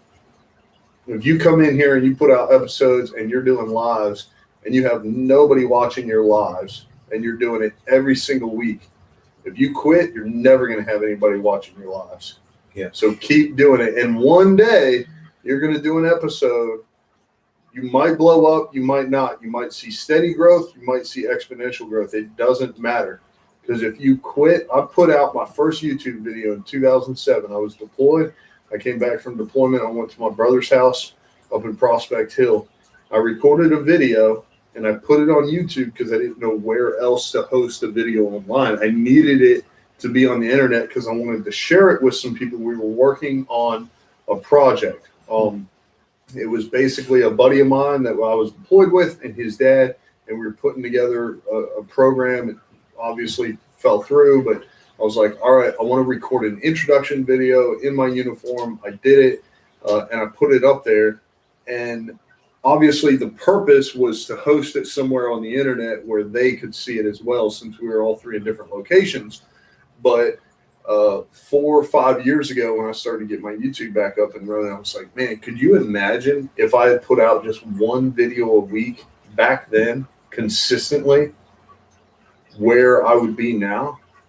And here doing it consistently for 4 years, no, I'm nobody famous and we're not rolling in dough, but we're a lot further along today with our talk show than I was 4 years ago when I was recording a selfie video in Dallas, Texas. Selfie video. So do you think is it better to put out once a week videos or everyday videos? Well, I think it depends on what you're doing, what your concept is. Like for me, like I approach this from a concept of I'm not interested in the amount of people that are listening. Like I am very selfish about this. This is for me. Yeah. Like I am doing this for me, for my own mental health. So it depends on what your goal is. Yeah. So Your Eric, own mental health. Like for me, like that's therapy. why I'm doing It's this. therapy for This you. is very cathartic for me. I Yeah. love the fact that I get to have people come over and sit down, and people I've never met, but they have the same struggles that I've had. So it's not and that about we the can kind of- views, it's just about the content. Yeah, and it just kind of evolves, and we don't talk about like, oh, these are the, but we sit and we share stories and we laugh and we joke and we have a good time. Like, that's why I'm so excited to do the Irreverent Warrior hike, which you should come and do with us. The what now? Irreverent Warriors, August 28th. What is that? It's just it's essentially from what I can read. It's like a Irreverent hard Warriors is a Silky's hike design and set up. So a major contributor and or partner with them is Donnie O'Malley, who is the founder of Bet TV. Yeah. And Russell Oxley, who we still need to get on the show, is the North Carolina division head. So they do hikes all over the United States to bring veterans together to stop veteran suicide, and that is the sole purpose. How long a hike is it? It's an all-day thing, but it's in downtown Raleigh. So how they describe it on their website when I signed up for it, I was like, sounds like a kind of like a graduated pub crawl almost. Like we started on Hillsborough Street in downtown Raleigh at a bar, and we just kind of like go for a walk with a bunch of veterans. Yeah, I talked to him How because I far was is the concerned. doggone hike? It's like 5 miles, 6 miles. 5 miles. Okay. So it's not long. I don't think it's anything crazy. It's 'cause nothing crazy. Dude, you're talking like guys that look like they could bench press your building to Guys that look like me. you know, know? three of us combined that So are now, out of shape. now you piquing my interest because But it's just a chance for us all to like. It's not. It's on, literally just the They tell you like if you're not a veteran, you community. are not allowed. Like Yeah. you have to be either active duty, or a veteran in order to take part. This isn't for wives. It's not for Did they let kids. you have like somebody to film you or not? Huh? Can you send somebody come out and film you while you're doing it or? I don't Or even you- think they allow filming. I've Oh, read, yeah. but I don't, because they're like, this is a chance for us to just kind of be together as veterans in a community where people who aren't veterans, like Yeah. we kind of just get to be ourselves. And So we what, get so what we you get- got? Just it's like $5, I think it was, like about $5. $6. Well, Anything I particular got you the gotta shirt. bring? I got the shirt, and I think I sponsored another veteran too. So I paid like $40. Yeah, I didn't do any of that. I just But like Do you paid got a for the hike. checklist of what you got to bring, or you just show up with just whatever? You show up, like just like bring Dude, shorts and Most of them shorts and- wear silkies, and some I of them don't wear fit in no- silkies anymore. I'm just gonna go ahead some and throw that some one out of them there. wear rucksacks. I am going to get a flag. I'm going to do some research and get a flag, and then I'm also probably going to get, and we'll see what the weather looks like as we get closer. But I'm probably going to get. I'm the trench interested. Let coat. me know how to sign up for it. I mean, I'm definitely interested. Yeah, we'll send you a text. But it's just like, but that's why I got it. Like, I'm not in this for listeners or any, like, I'm more interested in sitting down and just shooting the shit with somebody, having a few beers, Yeah. maybe catch a laugh or two, and just say, hey, you're not alone. This like whether you got out 25 years ago or 5 days ago, like Yeah. there are a lot of people out there that have gone through. That's why I'm in this. Yeah. And that's my thing. That's the content that when he approached me about this, I was like, all right, I'm down because that's how I'm going through it. Yeah. So Eric Thomas said he wakes up at 3:00 in the morning and he puts out 5 videos a day. So when it comes, Ain't nobody got time for that. Well, Yes. that's his profession. His profession is motivational speaking. Yeah. So I don't know if you've ever heard of E.T. the hip hop preacher, but he's got a PhD. Like that's what he does. I work but 50 hours a week. This is something I do on the when weekend. when it comes to content, it's just applying the law of averages. More equals more. So if you put out more videos, more audio, if you look at the Gary V content, basically pyramid and how he takes one piece of macro content and distributes it across platforms, sure, you're going to get a lot more attention a lot faster with a lot more content. But I think it's more important to be consistent. So if you are doing it once a week, continue to do it once a week. If you're doing it at 4:00 in the afternoon on a Saturday and going live, continue to do that. as you get viewers, as you get comments and likes and shares, start to engage with those people, because the people that watch your show live when you go live on the weekends are the people who care about the content that you're putting out. Mhm. And when they say that's where the dynamic shifts, and now you kind of work for them in a roundabout way. So if they say, hey, we really like the Father's Day episode, we really like the veteran episode, we really like how, you're a bunch of men in a room talking about types of things that men can relate to, this is what we want to see more of, then you do more stuff like that. And when they say, hey, we really didn't like, maybe one time you have 3 guests on, and we didn't really care for that episode because Yeah, we didn't like that Joe guy. That guy was a douche. He was a douche canoe. If they're like, hey, it was really hard to pick up on everything everybody was talking about because there were so many people in the room, then that's something that you take into consideration. Obviously, it's still your show. Yeah. But what I'm saying is, you want to being listen to the customer. consistent. Yes. By being consistent, by gaining that audience, by engaging with that audience, now you're able to see, you get that feedback and you apply it to your show. But now, if you gain an audience, and you can put a poll out there on many of these social media platforms, and they say, oh, we'd rather listen to it Monday night, then you can take that into consideration.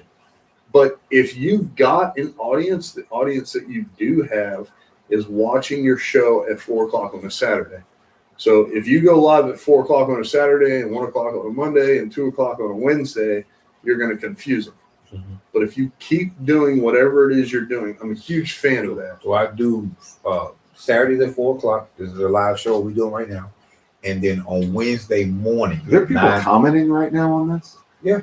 Are they really? Look at them. Wednesday morning at That guy's 9:30, I ugly. do. That guy's a fucking turd bag. We're reading the book Think and Grow Rich, my organization. Nice. I'm a mentor. So on Wednesday morning, I break down each chapter. Weekly Wisdom Wednesdays, what we're doing. Napoleon Hill. Napoleon Hill. So they have a movie out for it. Think and What Grow is Rich. this? Okay, well that's Think and Grow Rich. It's a book. I've got a laundry list of books that I'm reading right now. Like I've got a whole list, and I've just added that one. I just saw a guy that the guy. Do you was read talking hard about- copy? Yeah, I'll read hard copy. I'll put it on my Kindle. I can lend you one. So I told a buddy of mine, so y'all need to read something called The Righteous Mind.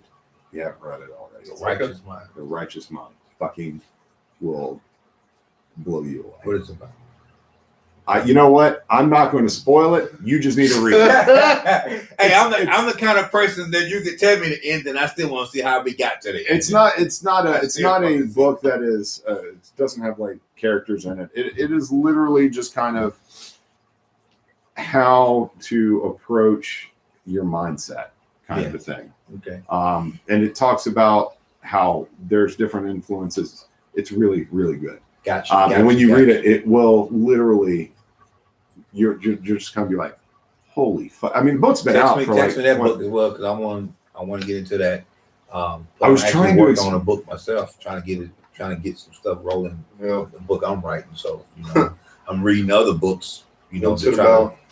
To, What's it about? it's kind of like a self-help type book. Is a bunch of my life experiences and how I'd be terrible at a self-help book. how am I able to turn negatives into positives and things like that. It's called Call to the Ministry from Conception to Acceptance, and just dealing with certain things in my life. I wrote it back in 2010. It's been on ice since then, and I know why, because when I was writing the book, I was 29, 30 years old. I have more experiences now as a man. I have more to offer the book now. So I'm going to go back and revise it and get it ready, get it up to date with current events, what I've got going on right now. I think it's going to bless a lot of people, because I talk about the time I was in the military. I talk about the times I was in, law enforcement, things like that. But yeah, it's just one of those things, man. Like before, I just got certified as a life coach. I've been doing the job as a life coach for years. Yeah. like just bootlegging it, just doing it off my own. You know what I mean? Right. But to actually get certified and like, you know, this is what this whole red couch and the setup is for. People to come in and talk to me and be able to help them out, man, and just be able to listen to them. And most time it's just them getting their own thoughts out, and they help themselves when you say. I think that Figure it helps out. people so like it helped because it helped me. I mean, and it's got to help a lot of people just being able to come to a place and sit down, and talk and Sometimes you gotta get your thoughts out, man. You gotta be able to rationalize your and thoughts, just be man. incoherent for a few hours. That's be what like, it's about. I'm gonna go like because I'm pretty ADD. I'll go from talking about like books to COVID to strippers to LSD and in a 5-minute conversation. And in my mind, it all makes sense. Everybody else who's listening is like, "You're a fucking lunatic." I'm like, I am. But this is my. You know space. what? The thing is, though, people don't realize that when you're in the, you're a veteran, you have to be a chameleon. Yeah. Oh yeah. In order just to live a regular life. Absolutely. Because understand, if you was like some Secret Service agent or whatever, and you had to be sworn to secrecy, you can't say, how are you going to be an everyday dude with all the secrets inside your mind about this thing? Like, man, like, it's exhausting just being, I think that was my biggest problem in the Marine Corps was because in the Marine Corps, it's not like they always say, it's not a career, it's a choice. Yeah. It's a life choice. And when you earn the eagle, that eagle glove and anchor, you are a Marine 24 hours a day, 7 days a week. Got to be. And I've never been that guy. Like we talked about earlier before we started, like I enjoy being the work me and the non-work me. Like I'm very different at work and that's how I approach the Marine Corps. Like when I took my uniform off, I was no longer, Lance Corporal. I was Joe. Like I wasn't the Marine. I was just Joe. And the Marine Corps was not. They were like, no, motherfucker, you are not Joe. You are always Lance Corporal. Yeah, and I'm you just have to have a balance. You know what I'm saying? Like I said, people. I started a live deal where I was talking about credit repair, Credit Repair Chronicles. You probably saw it. But like this is nothing to do with that. So I very, very seldom talk about credit repair on this show. This is about who I am as a man. What kind of thoughts do I think about? You know what I mean? This is what this is about. Inside the den. We in a den full of lions. What do the male lions talk about? We all get together. People want to know. The world want to know, what do men talk about? What women want. What men talk about. I can tell you right now, my mind when I'm out at work is pretty much alcohol and pussy. Yeah. It's pretty much all that goes through. In that not order. a lot goes through there. In that order, right? In that order. In that order. Well, not always. Depends on time of day. 2 channels. 2.5 right now because I'm not smoking. Yeah. I will kill you. Yeah, 2.5 right now because I'm not smoking and I'm just trying not to murder people. What are some of the things you think about, man, when you just on your day-to-day, man? Like, kind of mind you got, man? I'm always working. Always. So, like right now at the warehouse, we deal with high volume and production. And then this is your own business, though, right? The warehouse. I got to turn that off. Like I can't think So about work. If I do, I'll go crazy. So it's not my own business, but that's because I got an opportunity to grow. I mean, in comparison to what you saw to where I am now, Probably that doesn't happen. That doesn't happen in that short amount of time. And so I couldn't turn down the opportunity to see that type of growth in such a short amount of time. So it's not my own business. I run the operation. He runs the business side of things. So I call him my boss, but I barely see him. I see him like once every 2 weeks, maybe. And that's so he can come down and I can say, hey, here's some things we're dealing with, whatever. But then when I'm off of work from there, like today, this morning when I woke up, I'm working on an app. And so I already put together the app that we use down there, but it's like, it's not ideal. We have a lot of problems because things aren't connected the way they're supposed to be. So I'm rebuilding it and I'm building it better and more efficient. So my goal is to launch that by Monday. So this is pretty sweet because that's most of what I'm going to be doing tomorrow. So that's why I say I'm work oriented, because what I'm doing with the app, which is actually like several apps, including a time clock, work orders, all connected. But that's what I do. I mean, I enjoy relaxing. I really like talking. I do. I didn't notice that by talking to you. Yeah, I like being on other people's podcasts. I like that's one reason why I have a podcast. Is because, you know, one of my goals is to eventually, I don't need to be the most well known, but I would love to be able to be a motivational speaker. I have no formal training. I haven't gotten to Toastmasters yet, but so here's the thing.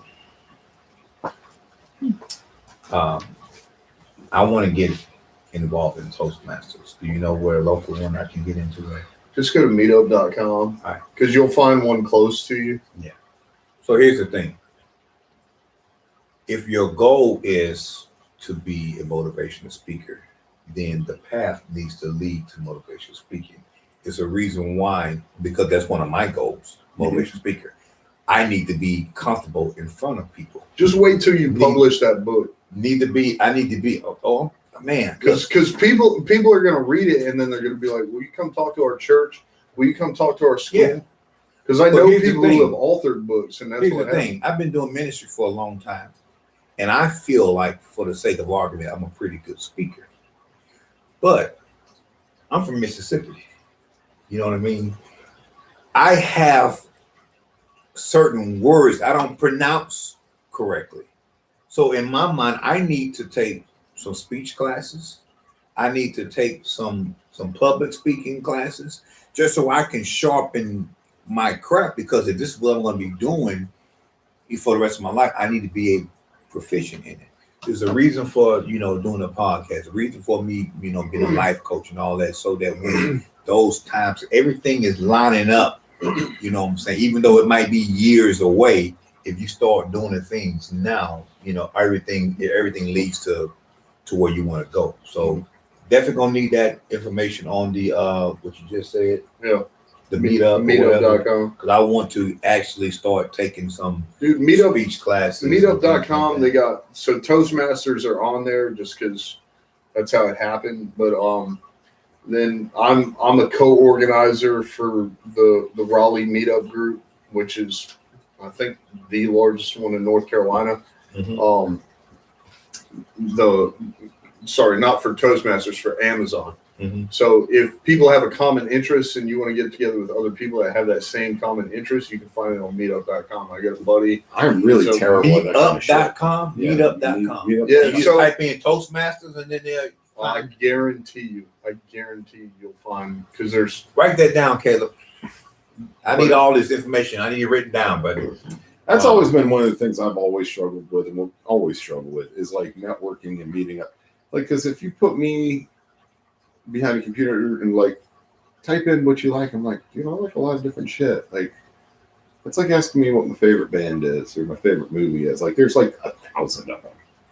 yeah. Like, and I'm terrible at networking. Like, I don't like network well at all. My wife even is like, you are really bad at this. She's like, because when I was unemployed during COVID last year, she was like, you need to go to networking events. I'm like, I am the most awkward person at one of those, because like sitting in a room full of people, I'm fine with. Like, if I'm not on the spot and there's no end goal, like, put me on the spot when I'm trying to network or trying to accomplish something, I get so super awkward. Like, people are like, something's wrong with that fucking guy. Like, what is wrong with him? Wow. He quit smoking. I did quit smoking. That's what's wrong. Yeah, you put me in traffic, like coming down here, I'm ready to just fucking kill somebody. I was about to strangle people on the drive down here.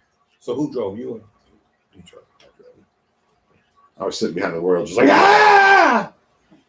So let me ask you a question. So the motivational speaking that you want to do, is it coming from years and years and years of listening to Zig Ziglar, being in sales meetings? What's the passion behind what you want to do? So the biggest thing is in Eric Thomas, if you go to YouTube and type in Eric Thomas Full, somebody put together a compilation of some very key stories from multiple of his keynote speeches in a 40-minute video that I listen to, like when I'm at the gym on the elliptical or doing something. Man, I right can't on do that shit at the gym. No. It's not. I'm not lifting and I'm not running. And so I listen to it, and one of the things he talks about is, I believe, the Las Vegas shooter, and he's like, "You took 50 lives. We're about to go inspire 50 lives." I could be wrong. He might be referring to something else, but he's talking about the chaos and the this, that, and the third. And he's like, "We're going to a school tomorrow. We're going to show up. You killed 50 people. You injured 400. We're coming for you."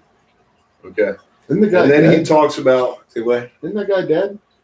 The Las Vegas? Yeah, didn't he kill himself? I Or don't like know. get killed by I don't know, but Eric Thomas then talks about how he's going to go into the school. He's going to inspire children. He's going to record it and put it on YouTube so that other teachers see how to inspire our babies, how to motivate our babies. And it's not, I mean, to be honest with you, I don't even necessarily have a huge passion for kids. Though TJ, who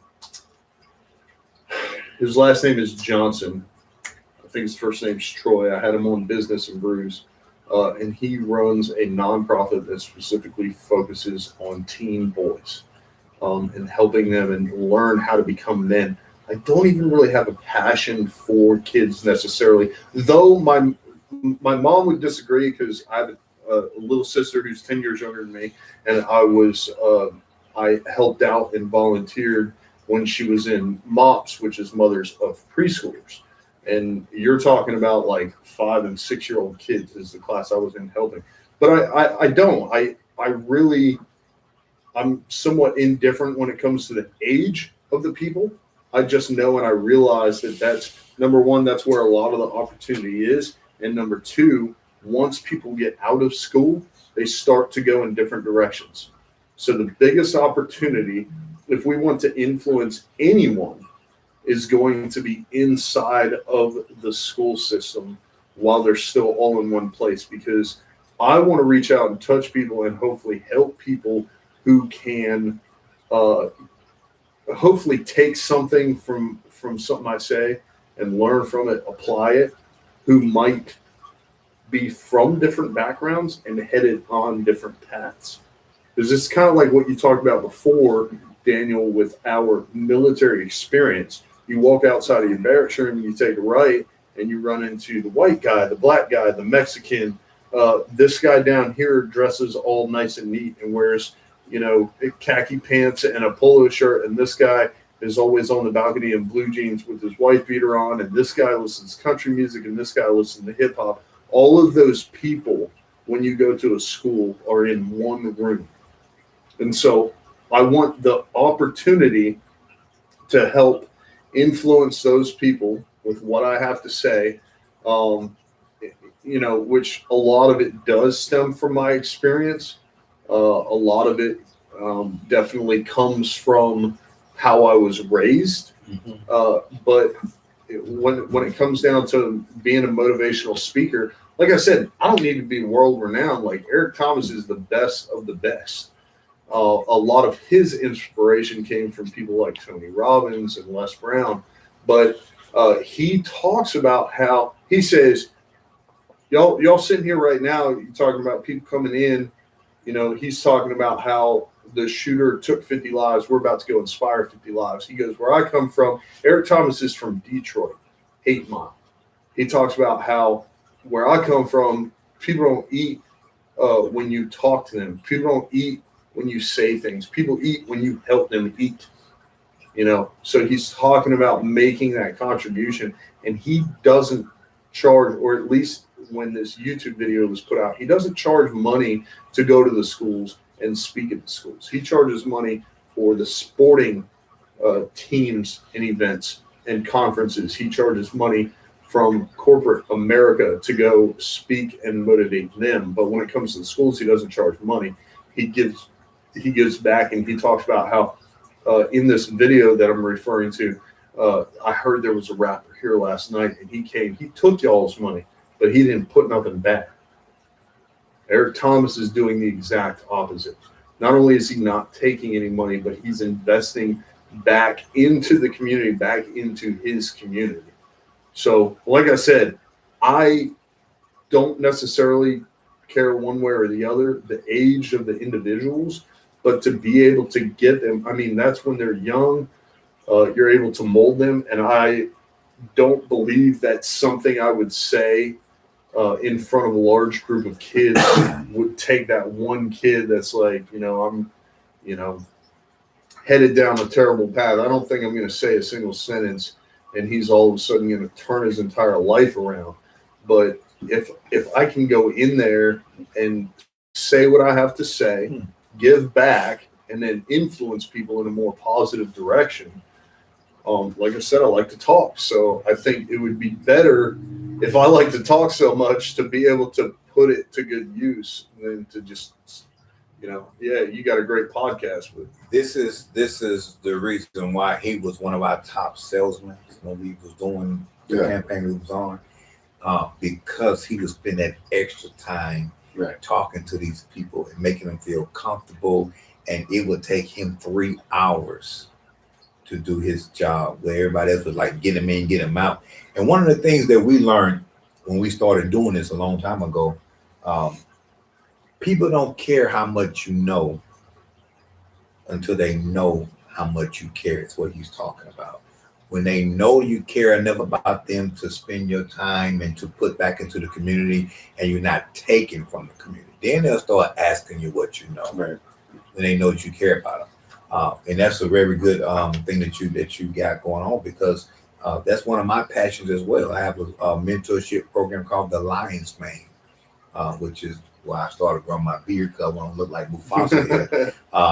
And it actually is, young men 12 to 25, teaching them how to fill out, job applications, resumes, how to change a tire, how to dress nice, how to pick up a tab at when you go to date a young lady, things like that, how to talk to the police, because, if we don't do something that help with the narrative of the community, then we can't expect things to change.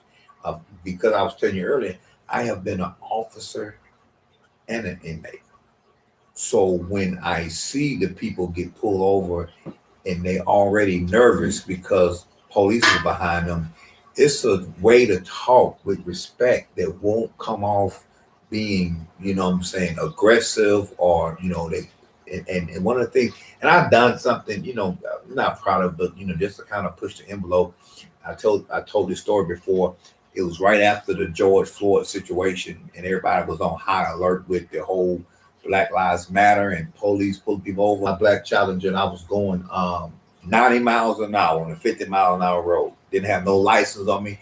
Was going to Clayton and come back to Smithfield, and I said I'd be in and out. I won't be that long, so I don't need my license. And got stopped by a state trooper. I was a mile from the house. I could have kept driving and got to my house, took a chance, or I could have pulled over, but I want to make sure I was close enough to the house that when I pulled over, it was, and so because I know, and it's what you know is a difference could be different between life and death. It's like in the military, it's what you know that the other person don't know that's going to actually, you come home at night because you know something that they don't know.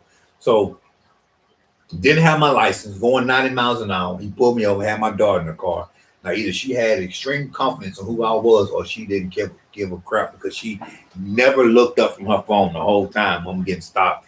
And the guy said, I clocked you going 90 back there. There's a 55. I said, yes, sir. I do apologize for speeding on your road. And here goes the whole accept responsibility, which is something a lot of people don't do. Accept responsibility. Then he says, license registration. Have my registration, sir. Do apologize. I don't have my license on me, but I have it on my phone. Would you like to take a look at it? So being able to provide what he needed, didn't give him no back talk. He went back to the car, looked at my license. He noticed that my house was literally 300 yards away, because I had drove enough to say, let me go ahead and get on my road, pull over. Then he say, you right here at the house, man. Have a good day. Just don't speed them up. So that situation could have went differently if I would have came off aggressive. Why you pull me over for? Why you want to do this? You know what I mean? Y'all being right.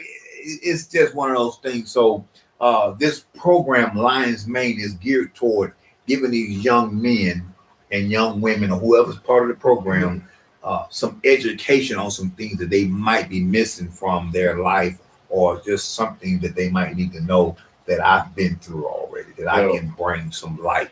Just like you talking about going to the schools and stuff. If there's nobody showing up to teach these kids anything, where are they supposed to get education from? And the teachers don't want to teach Because they don't get paid to do this. They don't get paid to do that. You know what I'm saying? It's like everybody's been underpaid, so nobody want to do extra work because I'm not being paid for the extra. Right. You know, the teachers only teach them so much about the school. What about life? Yeah. What about starting a business? What about dressing for an interview? What are we teaching these kids, you know, in order to bridge the gap between what they're missing? And that's one of the things that I commend you on, wanting to be a motivational speaker to help teach these people some things that they might not be getting, because I can't honestly say that I've done anything. I've done my job, or I've done all I can do if I haven't done all I can do. You know what I mean? Right. So that's something that's real good. But I encourage you to stay on the path. I encourage you to take the speech classes, take the public speaking, because even though you might have it down pat, you know, it's just that one or two little tweaks in your whole presentation that might take you from here to there. You know what I mean? Yeah. And you just impact one life at a time. I'm gonna use, you know, you like Will Smith. He's watching Will Smith videos and stuff and motivational. Will Smith said, "I don't try to build the perfect wall, a brick wall. You just lay one brick at a time every day, 5 days, 7 days a week, and those individual bricks are going to equal this perfect wall. You can't go out there and say, I'm gonna build the perfect wall, and you're gonna screw everything up, because you know life is not perfect.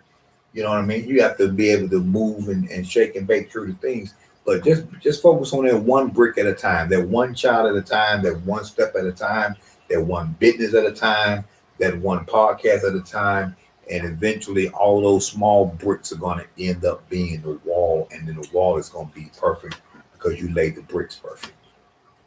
Very well said. You guys are inspirations. I'm a very selfish motherfucker, because I'm like, the only thing I want out of life is, you know, 10 acres of land out in the middle of nowhere, and some beer, and, you know, just be able to go outside and walk around. That's it. Just enjoy life until it's over. Yeah. Well, you know, the world needs a Ryan, man. You know what I mean? It's not people like you too. Like, there's not people going around making sure veterans are okay. I mean, are you kidding me? Like, are you okay, brother? How's your mental state? Or can we talk about, like, nobody's doing that? That's why I hate going to the VA, man. Like, VA. I've never actually walked a foot in the VA. I've never taken a step inside the VA. You go to the VA for your problems, and they enhance your problem. Like, if I got PTSD, if I go to the VA, I'm gonna have a PTSD attack. Like, hey man, I can't. You know what I'm saying? Stepped inside any VA. So how you get your stuff done? How you get your? I got all my stuff done for the VA side of things before I EAS'd. I went to the VA at Camp Lejeune and did all my checkout. You don't have an active claim for this for. I've got my benefits all done. I got all that taken care of before I got out. All my senior guys were like, do not try and do this shit. Like, they will tell you.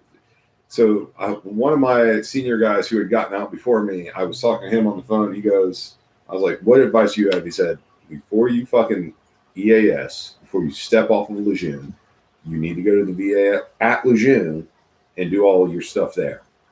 He said, do not wait until you come home, which is what they'll all tell you to do. But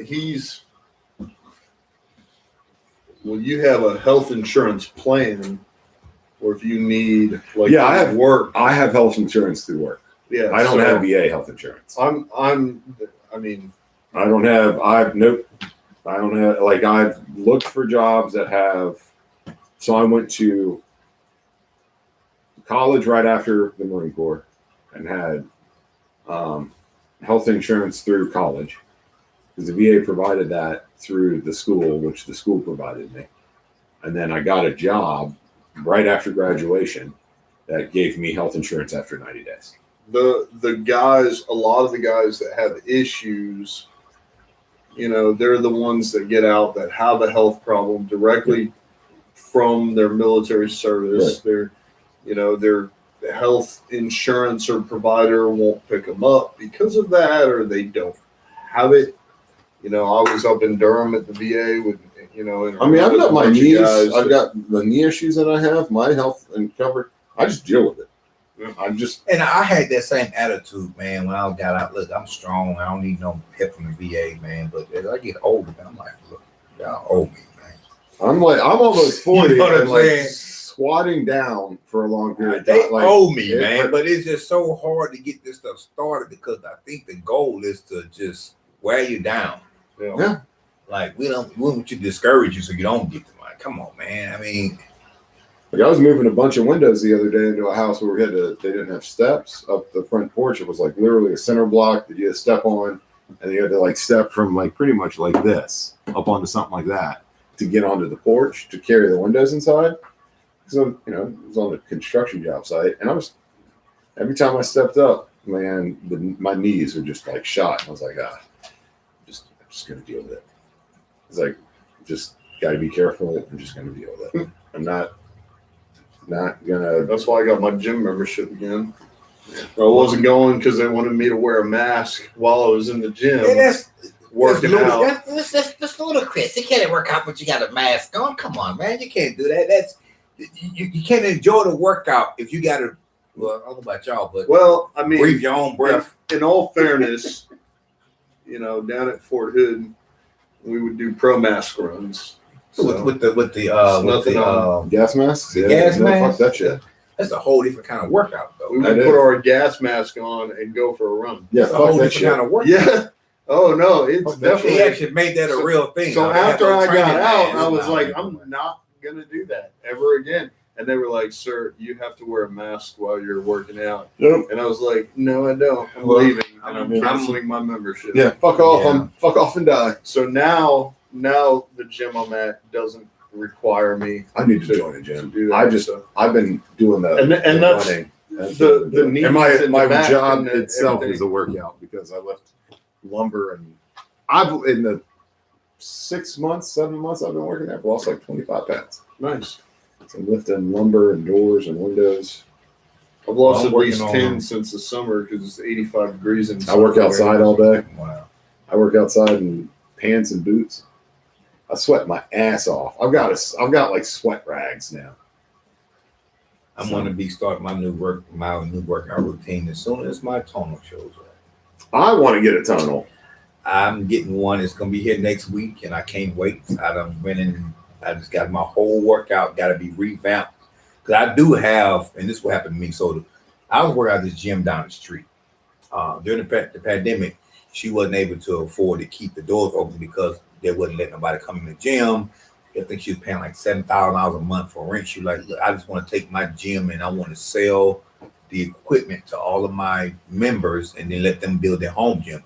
So I actually bought the bench I used to work out at with. I actually bought that from her. My flat bench, weights, dumbbells, and all that. So I have that in my house. She was able to give me a elliptical for the cardio. But I just need a little bit different like variety. You know what I mean? So I got the digital weights coming to Tonal, and I'm gonna be doing a little bit of the dumbbell barbell workout incorporated with some of the digital to kind of like a hybrid type workout. So I don't want to start until I get my Tonal because I'm gonna be doing a lot of work on there. So I'm just excited like a kid at Christmas. Got a new toy coming in. I can't wait to get it. Dude, I want a tunnel. Like my wife wants to get a Peloton. I'm like, I'd rather get a tunnel. The Peloton been killing folks during the pandemic. I'd rather get a tunnel. I Dogs run and in the cats morning. and I'm the fine. children, they've been snatching. I just them up. know I go for a run, and if I go outside and go for a run that's raining, it's very easy for me to turn around and go, fuck that. So I got a I gym go- membership, and I said, if it's I raining, love because I running in the like rain. going out and I like being around other people. So if I go run like outside and 20 it's degrees raining, hotter. So when it's raining outside, I'm like, I'm not gonna sweat. I'm just gonna go for a run because it feels cooler. Like when it's raining, like I don't feel as hot.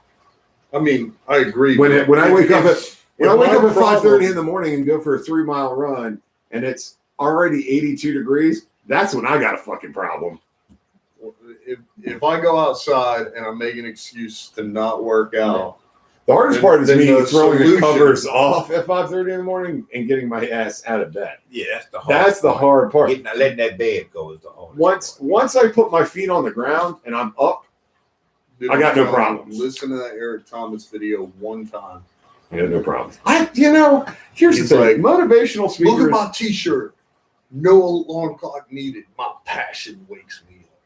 See, motivational speakers. So here's my thing. I've had motivational speakers. I've gone to like. Hey, throughout it my- don't work. It don't work on him. I'm like, Listen to Eric this Thomas. chode motherfucker is gonna tell me about my life. Fuck you, bro. Listen to Eric Thomas. I've never one been- time. I've had One so many time. people try and do and I don't know why I've always been so resistant to it. Like I've had I've had people even in combat situations try and motivate you and they say some motivating shit and you're just kind of like, fuck you, bro. I don't know what it is. That's like the punk rock side of me, where I just want to rebel against everything. Yeah, Where I'm just someone's trying to motivate me and I'm just the only thing I'm visualizing right now is me punching you in the throat. That's Favorite it. part of the military was cadence running. I fucking hate that shit. you like that? I was like, oh my You god. pogue motherfucker. If they do a good cadence, or if I get to go out and I get to sing a good cadence, Mm-mm. but if they just go out there and do that left, right, left bullshit, then I'm Nope. like, hey, you're fired. Nope. Especially liked- the guys that I are never like, liked cadence because I was too busy trying to breathe.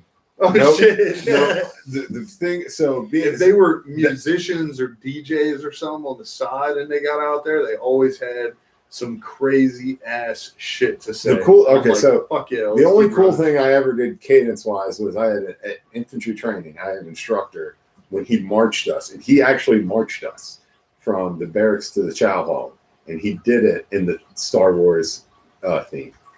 Left, right, left, and then we were Oh my marching to it. It was like, oh, this is fucking badass. That was the only time. That was the only time. Everything after that, whenever we would hear people running with cadence, we would just be like, there go the pogues running around. Yeah. Well, I remember when we was going through training in boot camp and we got to start doing the marching and in small groups. Somebody had to march.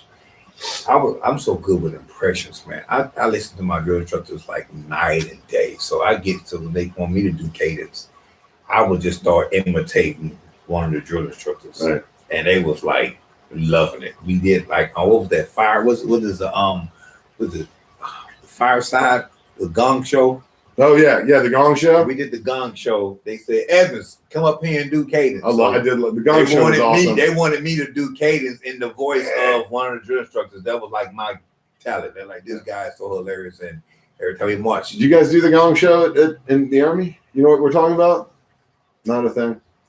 Yes. I know we had an ending ceremony or whatever. No, so for us, the Uh, Gong Show happened at the end of BWT or BTW or whatever it was. Basic Warrior Training, BWT. Yeah. So it was the last thing we had to do before we ran the Crucible. And as we're waiting to march back to main side from BWT, they were like, all right, we're going to do the Gong Show. So all of the drill instructors had to leave. It was literally the company CO, company first sergeant, company gunner sergeant. so it's like a talent show. It's a talent show. Yeah. For boot camp. And we're sitting there in the school We circle. had that. It just wasn't like that. Oh no, it was in the school circle, and he literally so CO stands up and is like, drill instructors, y'all go over there. Yeah, Get away because from us. you can't perform Yeah. if your DIs is Like right there. watching Because you're gonna be you, like, like, they're yeah. gonna fucking crush right, yeah, me. we got you laid out, Evans. I got you. I got Yeah, something for you, right? They would sit there and be like, I'm gonna fuck you up as soon as the officer leaves. So they don't know who's getting in Turk. So it was hilarious because the entire series was out there and they were like, hey guys, y'all can do whoever you want, impersonate whoever you want. This is your time. You have 45 minutes. And anyone who wants to go, just stand up in the center and just do it. And for a few minutes, there was nothing. And finally one recruit stood up and just started doing one of his drill instructors. And our CO loved it. And so everyone just started going. and just doing your And that own. was the and it was- highlight of my freaking boot camp was when we Yeah, had to do that. absolutely. We I had usually had chance. one guy. We usually had one guy that could impersonate the drill sergeants, and usually that one guy could do all of them. And he would get up and do them, and I we would did bust every out. last And then one of them. he would do it behind closed doors, and then we would dime him out, and then the drill sergeant would be like, Well, here's the craziest thing: is That's I right. had one guy in the Gong Show in our series. One of the guys stood up and actually did RCO in front of RCO, which was So like this a happened to big me. no. You happened Like, to me. Like I actually done it. Everybody liked it, and then they told the judge about it. And he said, "I want to hear you freaking do it." And I said, "Oh my god!" So do You're it. I like, want you to "Damn do it." it. So he wanted me to, and I did it for him. He was like, "That's freaking awesome." He was like, "Telling me it was awesome." we did it. It's because you could not do it in front of our DI. Like our DIs. Like I don't remember the names of all of my DIs except for one. How old are you? How old am I now? Yeah, not I'm right 37. now. So you a couple of years under me. So I think it started changing probably after you came out. Now they got stress cards. Yeah, we didn't have and any they of got that all shit. kind of stuff now where it's like it's a whole different I experience see than what it was. then. TikToks from trainees. TikToks? We weren't allowed to have fucking How do you phones. get a TikTok from a recruit? I'm not there. I have no fucking We idea. weren't allowed to have phone. Like you had, I remember. There so are this was TikToks all over. this was the TikTok. most fucked up thing about boot camp for me in my eyes. That fucked with me the most was that first night when you show up in the middle of the night, like you're Sleep there. deprivation. Yeah, like so you're- the fog of war. You don't know what's going on. Yeah, so they keep you up for like 30 something hours first off. But in that time, they make you, this is the last time you're actually going to talk to someone. Yeah. Because you have to put your whole life into a brown paper bag, or at least you did. I don't know if that's still the thing. You had to put your whole life into a brown paper bag, write your name on it and your social. And you weren't going to see that shit again Until you graduate. until you graduated. Like your tennis shoes, whatever you brought with you to Paris Island is going into this brown bag. And it is literally like a brown paper bag. And then they march you before you go through and that step, you've got to go into this like bank of phones, which looks like the emergency phones, like just a phone box that you open. You know what I'm talking about? Like the old emergency phones that you see on like campuses and shit. And there's a script on the inside. And basically the drill instructors are walking up and down and they're telling you, they're like, this is what you're going to say. You are going to dial a number. You are Say going to this talk and then someone. hang up. You're going to say what's on the inside of this box and you're going to hang up. You will not deviate from what is on this. You will not have a conversation. You will say the words that are written in front of you and you will hang up the phone. And it is literally, I can't remember the exact words, but it's like, this is recruit so-and-so. I've made it to Paris Island. I will write you shortly with an address. I'm here safe. And you hang up. You don't say I love you. Don't say anything. And they tell you, they're like, you don't leave a message. Someone has to pick up the phone. If you have no one to call, you press 0 and you talk and you say it to the operator. Those are your options. And so literally guys are sitting there picking up the phone. There's like 150 people in this bank because this is before you get separated off and everything. And they are picking up and people who are going through and they're like, hey mom, it's me. And not doing it. They are just getting swarmed by DIs and screamed at. And so that's the last time you talk to someone for like 13 weeks. Outside of your drill instructors and the people who are in your platoon, you don't see or talk to anyone else for the next 13 weeks at all, period.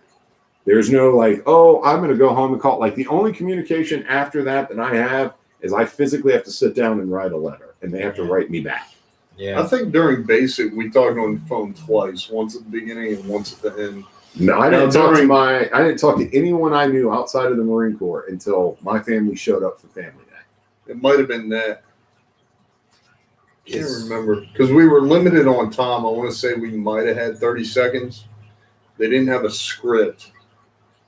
No, we had a script, but this is I'll figure out. This But it was just because I remember I was like, I remember the script. This it you had a was a script. string of payphones, and you went down there, and then I feel like once we got to AIT, they had because I was OSIT, so where your basic was 13 weeks, and then what you went to infantry, advanced training. Ours was 21 weeks, just mushed together. And so I feel like so your once boot camp and your AIT MOS, it was all part was of one. smushed together. See, Yeah. we got that breaking between. Yeah, so we had 10-day So you have- leave. You have and then- BCT, you have AIT, and then if they're both together and you don't leave, you don't change units, you have a hiccup in the middle where you have a meal with your drill sergeants, which is super weird. And then it goes straight back to we did that with warrior breakfast. That's basically what it was, but there was So no. the difference between boot camp and AIT is that meal. Yeah. That's it. After this meal, then now you back in training, but you Well, gotta- I'll never forget. difference- I went the the first difference range is- I did at AIT at SOI, which is school of ITB is what we call it, infantry training battalion, which is where I was sent. I remember the first live fire range I did. I stood there, and you get searched at the end of the range to make sure you don't have any loose ammo or anything. You're good to go back to the barracks. And I'll never forget. I'm standing there with my arms spread out, and I have my SOI instructor is like pulling shit out, and you have to say the mantra, "I have no brash trash" or whatever. No brash trash. I can't remember the whole thing. But instead of saying I was so ingrained to saying this recruit, because in boot camp you're not allowed to say me, I, or we. You have to say this recruit. So whenever someone addresses you and you're responding, like they're asking you a direct question, and you say this recruit, blah. But you don't say I think this or I think that. You say this recruit thinks whatever. So I stood with my arms spread out to this SOI instructor.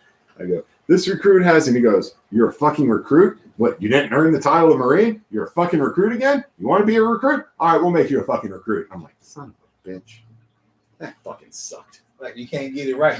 Your mind is so mentally like focused on one thing to you just can't get it right. Yeah.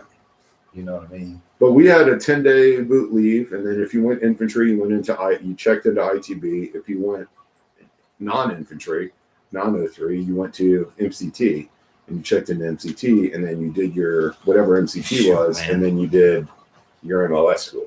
Whereas infantry training was you did 13 weeks of infantry training. So you did Yeah, 'cause MCT, and then you broke off into if you're going to be a machine gunner or tube stroker, 03, 11 basic rifleman, you just broke off and then did your basic infantry. We thought Marine MPs were so fucking badass because they looked like they were just Marines, We didn't realize they were just like us. They had just come from basic, Like we at were the front gate? Oh, okay. But the difference is, Somebody at the front gate. No, the MP school was all out at Leonardwood.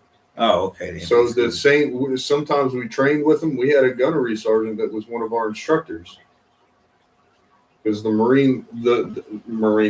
MP school is all one, but the difference is with the Army they send you through We call them basic PMO. Marines. We call them PMO. PMO, Yeah, they're PMOs. provost marshal. Provost Marshal officers, whatever. PMOs. That's weird. We call the PMO.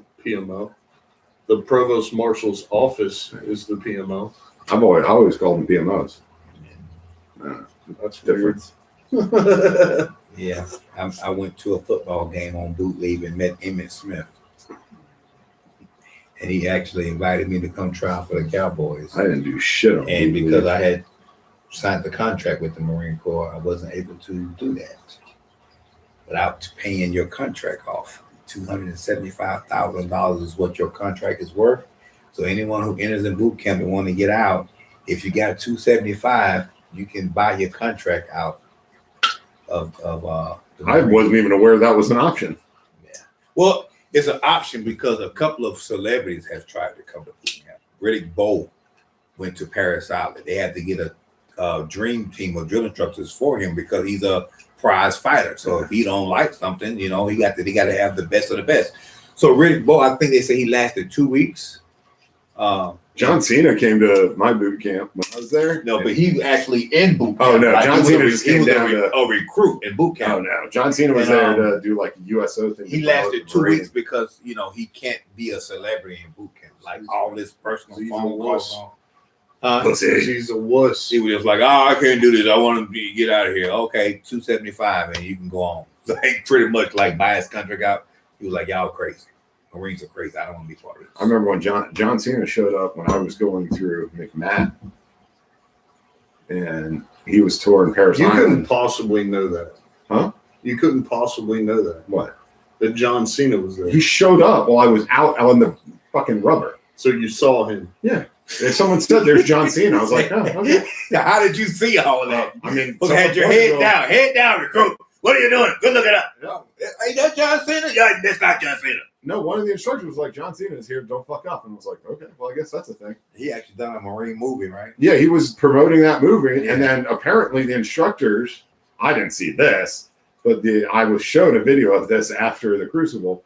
The instructors, he went over and was like doing McMap training with the instructors, like the black belt instructors for McMap, and they fucked his ass up. What? Quick. That's crazy. Well, I mean, if you're doing McMap, like the black belt McMap guys, like are into jiu-jitsu and all of the different types of fighting, and those guys will fucking. There's not many of them, or they weren't back then. Yeah. But yeah, he was on Paris Island when I was there. Yeah. Yeah. And there was a whole crowd of people walking. We're sitting out there going, Rigor, Rigor. And someone's just like, y'all better get louder so John Cena can hear you because that's him over there. And we're just like, Rigor. Like, Yeah, I probably would have knew who John Cena was if I was in boot camp because I didn't follow wrestling like that. yeah. Well, plus he was probably like 12. You're probably. How old is he? Where you at? Is he He's like? probably in his 40s. Is he in his 40s? No. Is he? I don't know. I'm making fun of his age, Yeah. not John's. Man, I ain't that old. What's wrong with you? Should I ain't beat that his old. ass for that. How old are you? You like what, 30? I'm the youngest one here. How old are you? 34. No, you're not. You 34? Yeah. No. Carry the 1, divide by 4. Okay. 34. Army, not mathematician. Oh yeah. Well, it's Well, I mean, I'll be 41 in about 28 years. days. I'll be 37 in 2 days. Congratulations Boy, y'all, to both of you. look, hold on to you as long as you can. Yeah. Whatever that means, hold on to it. Because when you get to a certain age, things start going down. I actually almost had an anxiety attack about turning 40. I'm like, why? How did you? Like, I don't want to get old. I want to stay. I've been 30s. I'm just thankful so I made long, it this you know far in what I life. mean? I'm like, I didn't think I was going to make it past 30 for a while there, let alone make it past 35. So, all right. Well, I got to get going, guys. Yeah. It's that time for me. All My right, wife so- is going to start calling me here pretty soon and be like, what the fuck? Are you coming home? I got to listen to the boss. She's my Well, boss. yeah, that's all right then. I listen, Well, happy wife, happy life. You all, it has been a pleasure sitting with you all today. You all I welcome. appreciate you. You are letting us come welcome out. anytime to come back to the show. Just give me a week's notice so I can move some people around. Yeah. You know what I mean? Yeah. Anytime y'all want to show up, y'all good, man. Thanks for coming out. Thank My you. brother, Come out Mr. anytime Joe. you want to come out and see Average us. Joe Blow. There you go. This is your boy Daniel Lyndon Evans. We are saying peace and blessings to all you all. Be sure to subscribe to my YouTube channel, Inside the Den. I am Inside the Den on Twitch. I'm Inside the Den on Facebook. Like and subscribe, comment on the video so we can get some more feedback and things like that. Join me on Wednesday morning, 9:30 with our weekly Wisdom Wednesdays. And then next Saturday at 4:00, we'll be live inside the den once again. This is your boy Dane Liza Evans signing out. We'll see you all soon. Peace. Woohoo! That was a lot of fun. Ooh, my knees. Knees.